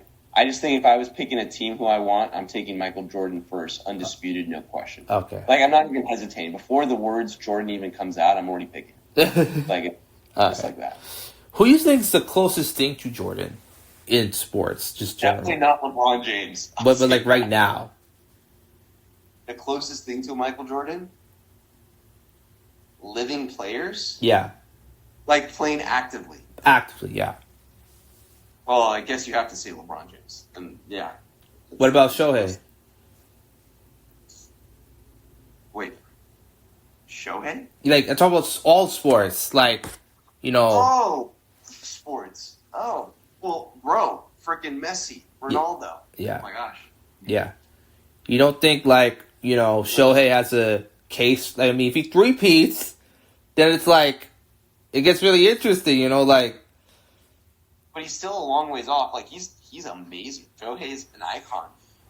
But he has to do it 6 times. He's got to win. And, you know what I mean? Like, it's the same argument we were talking about of, like, predicting who are the GOATs. And well, it's like a Patrick Mahomes situation. He has all the makings to become that. But it's just a fun conversation. It's end of the day, it doesn't really mean much because the GOAT is the GOAT. Yeah. But the chance of that person being the GOAT, sure. Yeah, they can be, but you got to give it a decade. Yeah. I actually, you know, this isn't sports related, but there is a person in music, I think, that has some of those traits, but it's not what you think it is. Look, I don't know, like, do you listen to Billie Eilish? Yeah. Okay. What are your thoughts on her music? Do you like it? Do you love it? Do you dislike it? Like, yeah. what? Huh? I like a couple of her songs I've listened to a while. Okay. What's the one? Ocean Eyes. Ocean Eyes is cool. Yeah, I dug that one way back. Love. Yeah. All right. She's got some great songs. All right. So this might sound very kooky, but all right. Ocean Eyes was dropped in 2016. This is very important because we're in 2026, right? Michael Jordan's was drafted in, I think was it 84? Something like that? Yeah, I think 85. Yeah, 84, 85, right? So this is absurd, but look at Billie Eilish's just career accomplishments alone. She has 10 Grammys out of 37 nominations. She has 2 Oscars, 2 Golden Globes off of music alone. Right? She has 3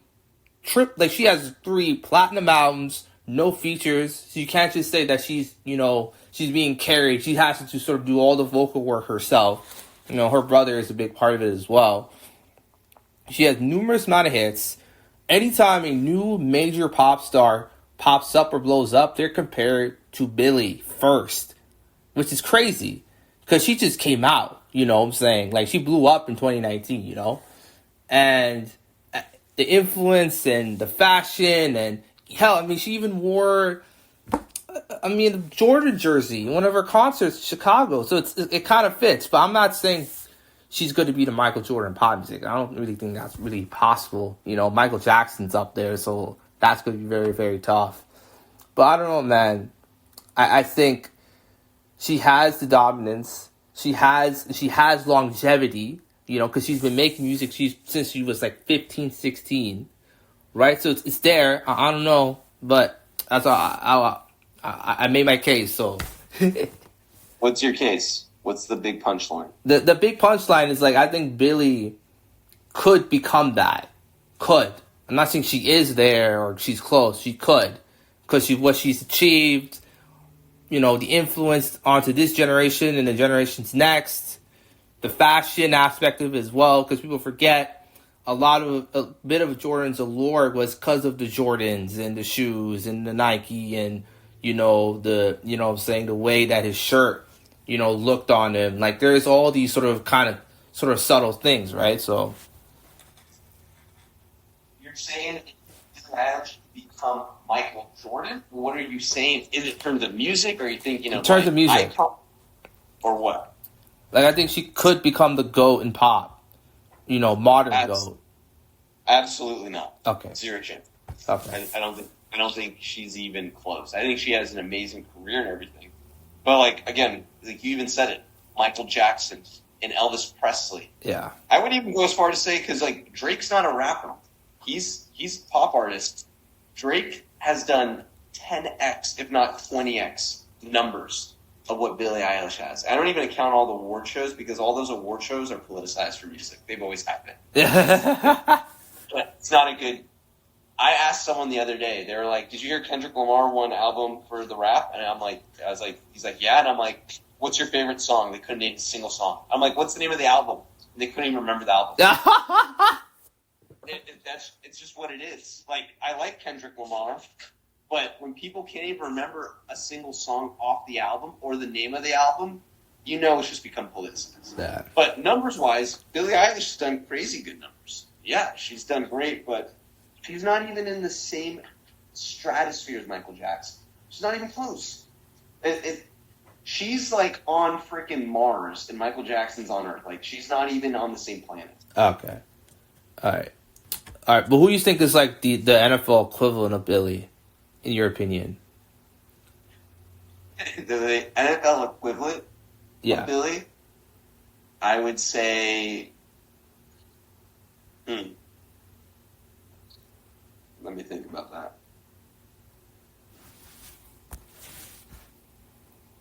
It's hard to say. I don't know. Like, I say Mahomes. What do you think? I say Mahomes. You think Mahomes? Yeah. Oh my gosh, no. No. That's insanity. That's worse than the woke stuff we were talking about. That's terrible. All right. No, I wouldn't even... You know, how can I be generous? Maybe... I would say like a Mike Evans. You know, she's got a ring, and Mike has a ring. You know, he has a great record, 10,000, 10 seasons, 1,000 yards. It's amazing. But when it comes down to it, people are going to forget who Mike Evans is, and they're going to have to forget Billie Eilish. Yeah.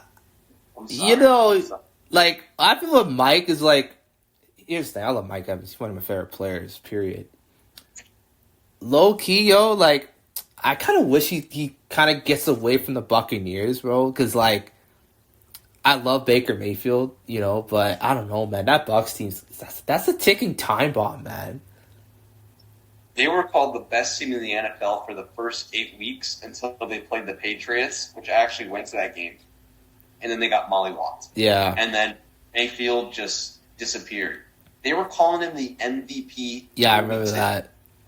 And then all of a sudden he just disappeared and he forgot how to play football. And then it was just like, oh, I forgot this team's there. I forgot who they were until the playoffs were. They were relying on the Falcons to beat the Saints to make it to the playoffs or something. Yeah. Like, what it comes down to it, when you're relying on another team to make it, you know either you've had an amazing season or you've had a terrible season. Yeah. Those are the only two outcomes for that. Yeah.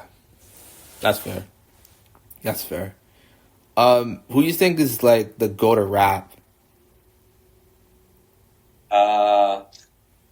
Tupac. Alright. Okay. Well, it's interesting you mentioned Drake and Kendrick. What are your thoughts on the whole beef between them? Do you think it was orchestrated, or you think it was genuine? Like, what are your thoughts on it? I think it was a completely orchestrated beef that then probably got a little bit personal. Okay. But literally just to drive sales, because up until that point, again, I like Kendrick Lamar. He has great music. He had been forgotten. He hadn't come out with a hit in years. Nobody could remember the last song other than from Humble, which was from 2017. Yeah. We're talking 2024. Like, that was like years ago. People forgot who he was. Drake, he has so many haters. He's still relevant. He always stays relevant. And I think it was a manufactured beef, and then everyone started playing that whatever song. I can't remember it, but Not Like Us. Yeah, Not Like Us song, because it was just a diss. But like I said, then the album came out. Name me a song. No one can name me a song. So I think it was completely manufactured. Yeah, I've been seeing that take more often, and I feel like, you know, it's one of those things, like, you know, like, Kendrick's fan base is cuckoo, bro. It's like certain factions of it, I'm like, man, like, this is some, like, QAnon shit going on, bro. Like, not gonna lie. It's the biggest Drake fan. Huh? You must be the biggest Drake fan. You're from. I'm not. Yeah, my relationship with his music is super complicated. Like, there was a time where Drake was one of my favorite artists, and then the one straw that broke the camel's back for me was CLB. Man, like, I listened to that record at that time. I'm like, what is this bullshit? Like, I'm done. I'm done. Then the beef came out, and I'm like, whatever. I listen to the songs. I listen to them. Like, I'm like, this is doing nothing for me. So I'm like, whatever. So I step back. But again. You said it earlier. Like, things have become so ideological, where like you have to pick one side, the other side on things, and it doesn't have to do anything with politics, right? It's like it just sort of just took the fun out of it. You know what I'm saying? So. I hear you. All right. What's your favorite movie / TV show? Movie, probably The Dark Knight. All right. Christopher Nolan. He never turns in a bad performance other than Tenet, which still makes no sense to this day to me. Yeah. TV show. I don't know. My wife and I go through a bunch of them. I feel like we'll watch a TV show and we're like, it's the best ever, and then we watch something else, we're like, this is freaking amazing. So I couldn't give you like the best. Okay. Interesting. It's interesting. You mentioned Stranger Things, actually, funny enough. And the point I was trying to make is like, the lead actress, Millie Bobby Brown, right? It seems like ever since, the last couple of years, anytime a new project of her comes out or something she's part of, it's like, hey, there's this thing where like, I don't know, it may be bots or bad actors or something like that. It just feels like there's this weird, like, hate boner for her. It does not make any sense to me. Like, you look through her record, like, she hasn't done anything. She hasn't said anything too crazy. She may not be that great of an actress, and that's a conversation, I'm open to have. But, like, there are other actresses, there are other actors who aren't good at their jobs, and yet we don't spend time talking about them the same way we talk about Millie. So how do you feel about that? I think she's a pretty face, and she plays the main role. She's always going to get criticism. Okay. Segue. How do you feel about the whole, like, Sydney Sweeney ad thing? Do you think that was, overblown or what have you? I think anyone trying to make the argument that was a far-right Nazi propaganda needs to go touch grass. Because it's just absolutely crazy. Again, politicizing everything. Yes, she had voluptuous breasts, and they took advantage of it, and they sexualize it. But then when I'm hearing even people like Stephen A. Smith, who is a card-carrying Democrat, and is saying, we've lost the plot, it is so clear to me that everyone is just up in arms about the wrong things. Okay.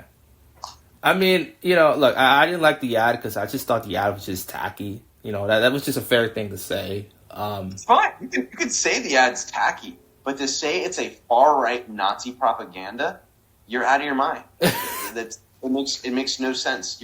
You're saying because they chose to have a white woman to have their sales, which their sales went up 400%, and she actually just rang in the bell for the stock market exchange because they went public.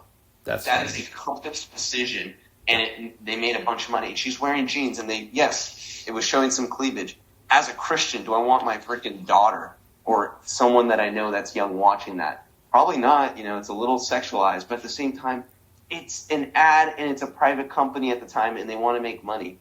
I just can't take it when some of these people on the left are like, this is a Nazi propaganda, white, whatever, privilege, blah, blah, blah. It's like, stop it. You're losing me.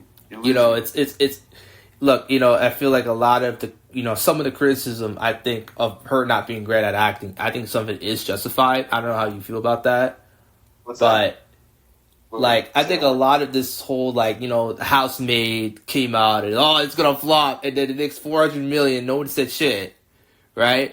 But Chrissy comes out, and everybody made fun of her, because the movie didn't do that well, but, like, Smashing Machine came out, that didn't do that well, and I didn't hear anything about that, on the same level.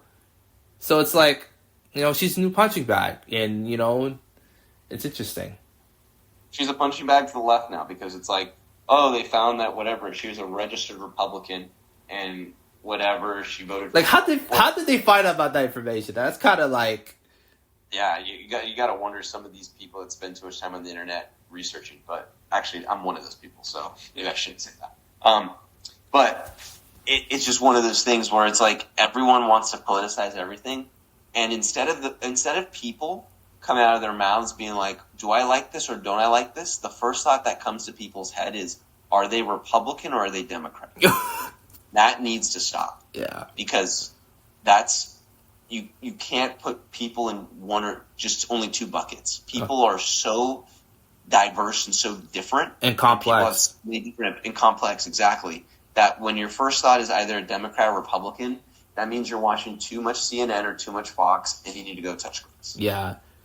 Like, my humble opinion, I think Fox News and also from CNN have damaged discourse to an ungodly degree. Like, holy crap. Like, it's like, how could people take these anchors seriously? They might as well be actors to me. Like when Tucker Carlson was his suit and he does his, like, it's just, what is this garbage? And then I have to hear this. It's just popular, though. I have to defend that because Tucker Carlson left Fox and he's independent. Yeah. And in terms of independent media, he talks to everybody. He just talked to Cenk Unger of the Turks, the Young Turks. I saw that. That is the most far left. That is left wing media. Yeah. And he talked to Anna Kasparian of the Turks. So in terms of someone that's changing the dialogue, Tucker Carlson deserves all the praise and credit because he's talking to everybody and he brings them on for 2 to 3 hours. So there's no hiding or masquerading who you are and who you are. Yeah. So but I'm just saying, like, as an institution, I really feel like both of those networks really just did a number on everybody in terms of just... Absolutely. Yeah, there's no question. All right. We're heading towards the last phases of the interview. We're going to play this little game. Q&A session. So have you watched Drink Champs? No, what is that? So Drink Champs is a hip-hop podcast. It's run by this Florida rapper, Nori. He's really good friends with Pharrell back in the day. And this other guy named DJ EFN, they're both best friends. He's like this big DJ, in Miami, right? And every episode that I've seen, they do this thing where, like, they give you, like, 2 people or 2 artists and 2 franchises. You have to pick either or. Differences, we're not drinking, so you can't say both.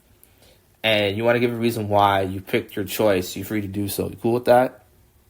Let's do it. All right, okay. Oh, boy. Kanye West or Kendrick Lamar? Kanye West. Okay. All right. Lamar Jackson or Josh Allen? Josh Allen. All right. Okay.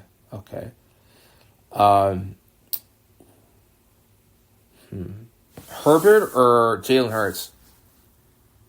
Jalen Hurts. Okay. All right.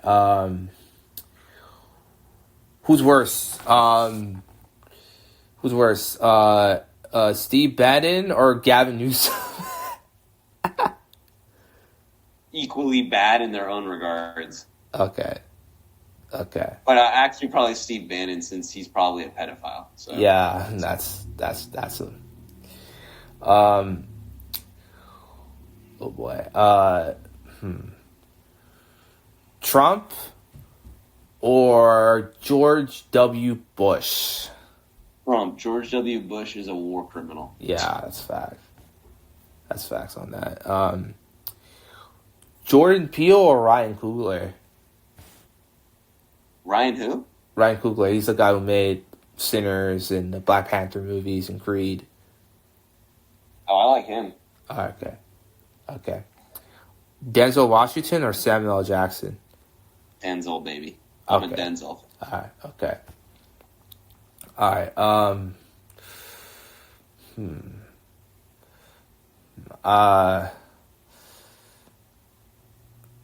Caleb Williams or Jordan Love? That's a good one. I'm gonna go with Caleb Williams. I think he's got that X factor. Yeah. Jordan Love, though, I have all respect for. He's Okay. an amazing. All right. Brock Purdy or Mark Brunell? Brock Purdy. Okay.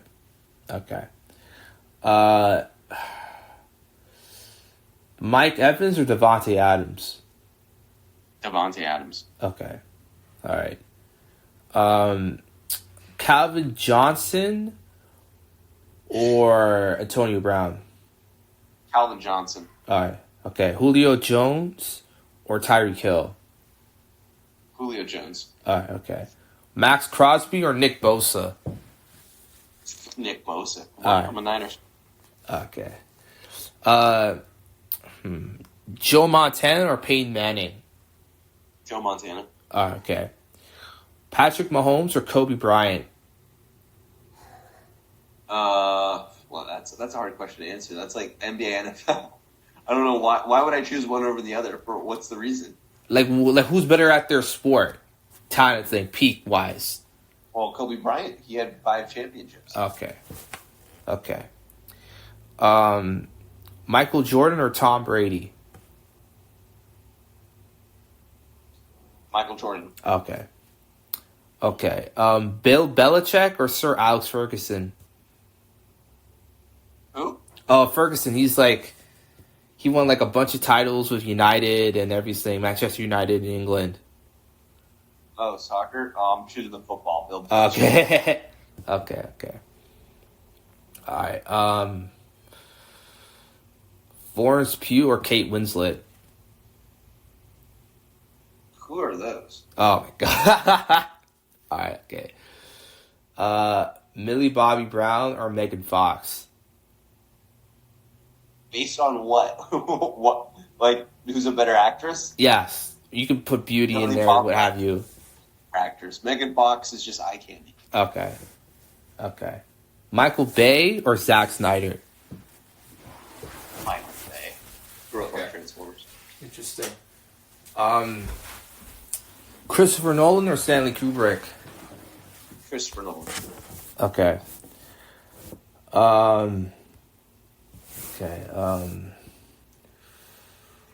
Who's worse, Diddy or Suge Knight? They're equally bad in their own regards, but just Diddy's getting all the hate right now. But yeah, that's hard to say. I'll just say equally both pretty bad. Okay. Kawhi Leonard or Kevin Durant? KD. Okay. Steph or Magic? Steph. Alright, okay.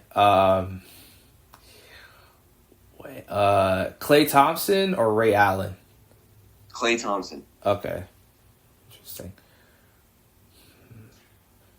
Shai Gilgeous-Alexander or James Harden? Peak. James Harden. Okay. Westbrook or Nash? Nash. Okay. Alright,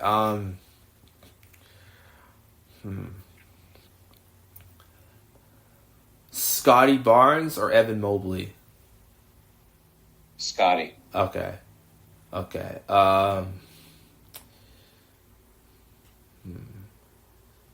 Greg Popovich or Phil Jackson? Phil. Okay. Billie Eilish or Lana Del Rey? Lana Del Rey. Okay. Beyonce or Prince? Prince. Okay. Michael Jackson or Frank Sinatra? Jackson. All right. Logic or Macklemore? Logic. Oh, okay. Makes sense. Gal Gadot or Ana de Armas? Giannis. All right. Okay. Sydney Sweeney or Pamela Anderson? Again, what? Like, Is this just... acting or beauty, or you could put both, like...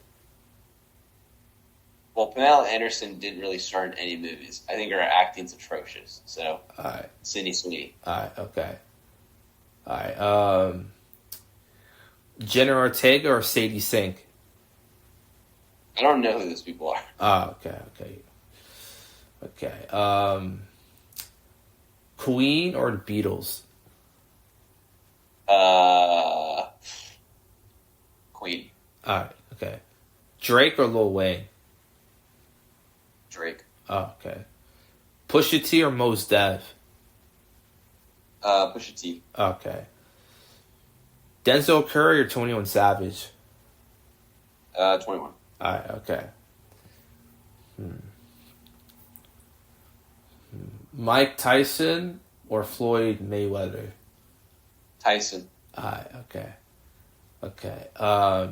Messi or Ronaldo? These questions. My gosh. Messi or Ronaldo?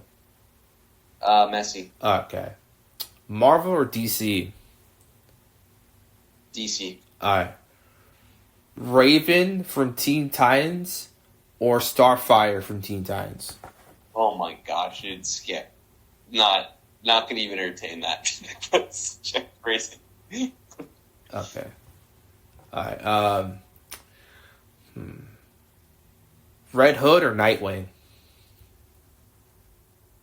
Nightwing. Alright, okay. Okay. Christian Bale or Tom Hanks? Christian Bale. Alright, okay. Morgan Freeman or Kevin Spacey? Morgan Freeman. Alright, okay. Okay. Tron Legacy or Tron Ares? How many more do we have? We got a couple more. Okay. Tron Legacy or Tron Ares? What's that? Tron. You haven't seen Tron Legacy? Tron Legacy, yeah. Okay. Daft Punk or Aphex Twin? Daft Punk. Alright. Boards of Canada or Autechre? Autechre. Alright, okay. Interesting. Arca or Kazakhstan? Pakistan. Alright, okay. Alright, second last one. Need for Speed or Forza? Need for Speed. Alright. Last one. Madden or NBA 2K? Madden. Alright, and bonus one. Last of Us or GTA? GTA. And second bonus one. Uber or Lyft? Uber. Okay, that's it, bro. It was great having you on. You know, we disagreed on a lot of things, but I think we had a really great conversation, bro. So yeah. I think so too. I think people can learn that you can respectfully disagree and be homies. Like I said, dude, we might disagree about whatever politics and whatnot, but I'll still go buy you a beer if we're out at the pub or something. All right, okay. All right, so when I do put this out, you know, would you be open to, like, you know, promoting our channel or your socials or? Absolutely. All right. I'll help you out. Yeah, for sure. All right, bro. When I finish putting the video together, I'll send the link to you, bro. It's nice having you on. Have a nice day. Yeah, thanks, dude. It was a pleasure meeting you, and thanks for tuning in and watching my stuff. Yeah, see ya. Thanks, dude. Peace. That was another episode of the Renegade Podcast. Hope you guys enjoyed. Same way I enjoyed this one. Do this one together. Bye.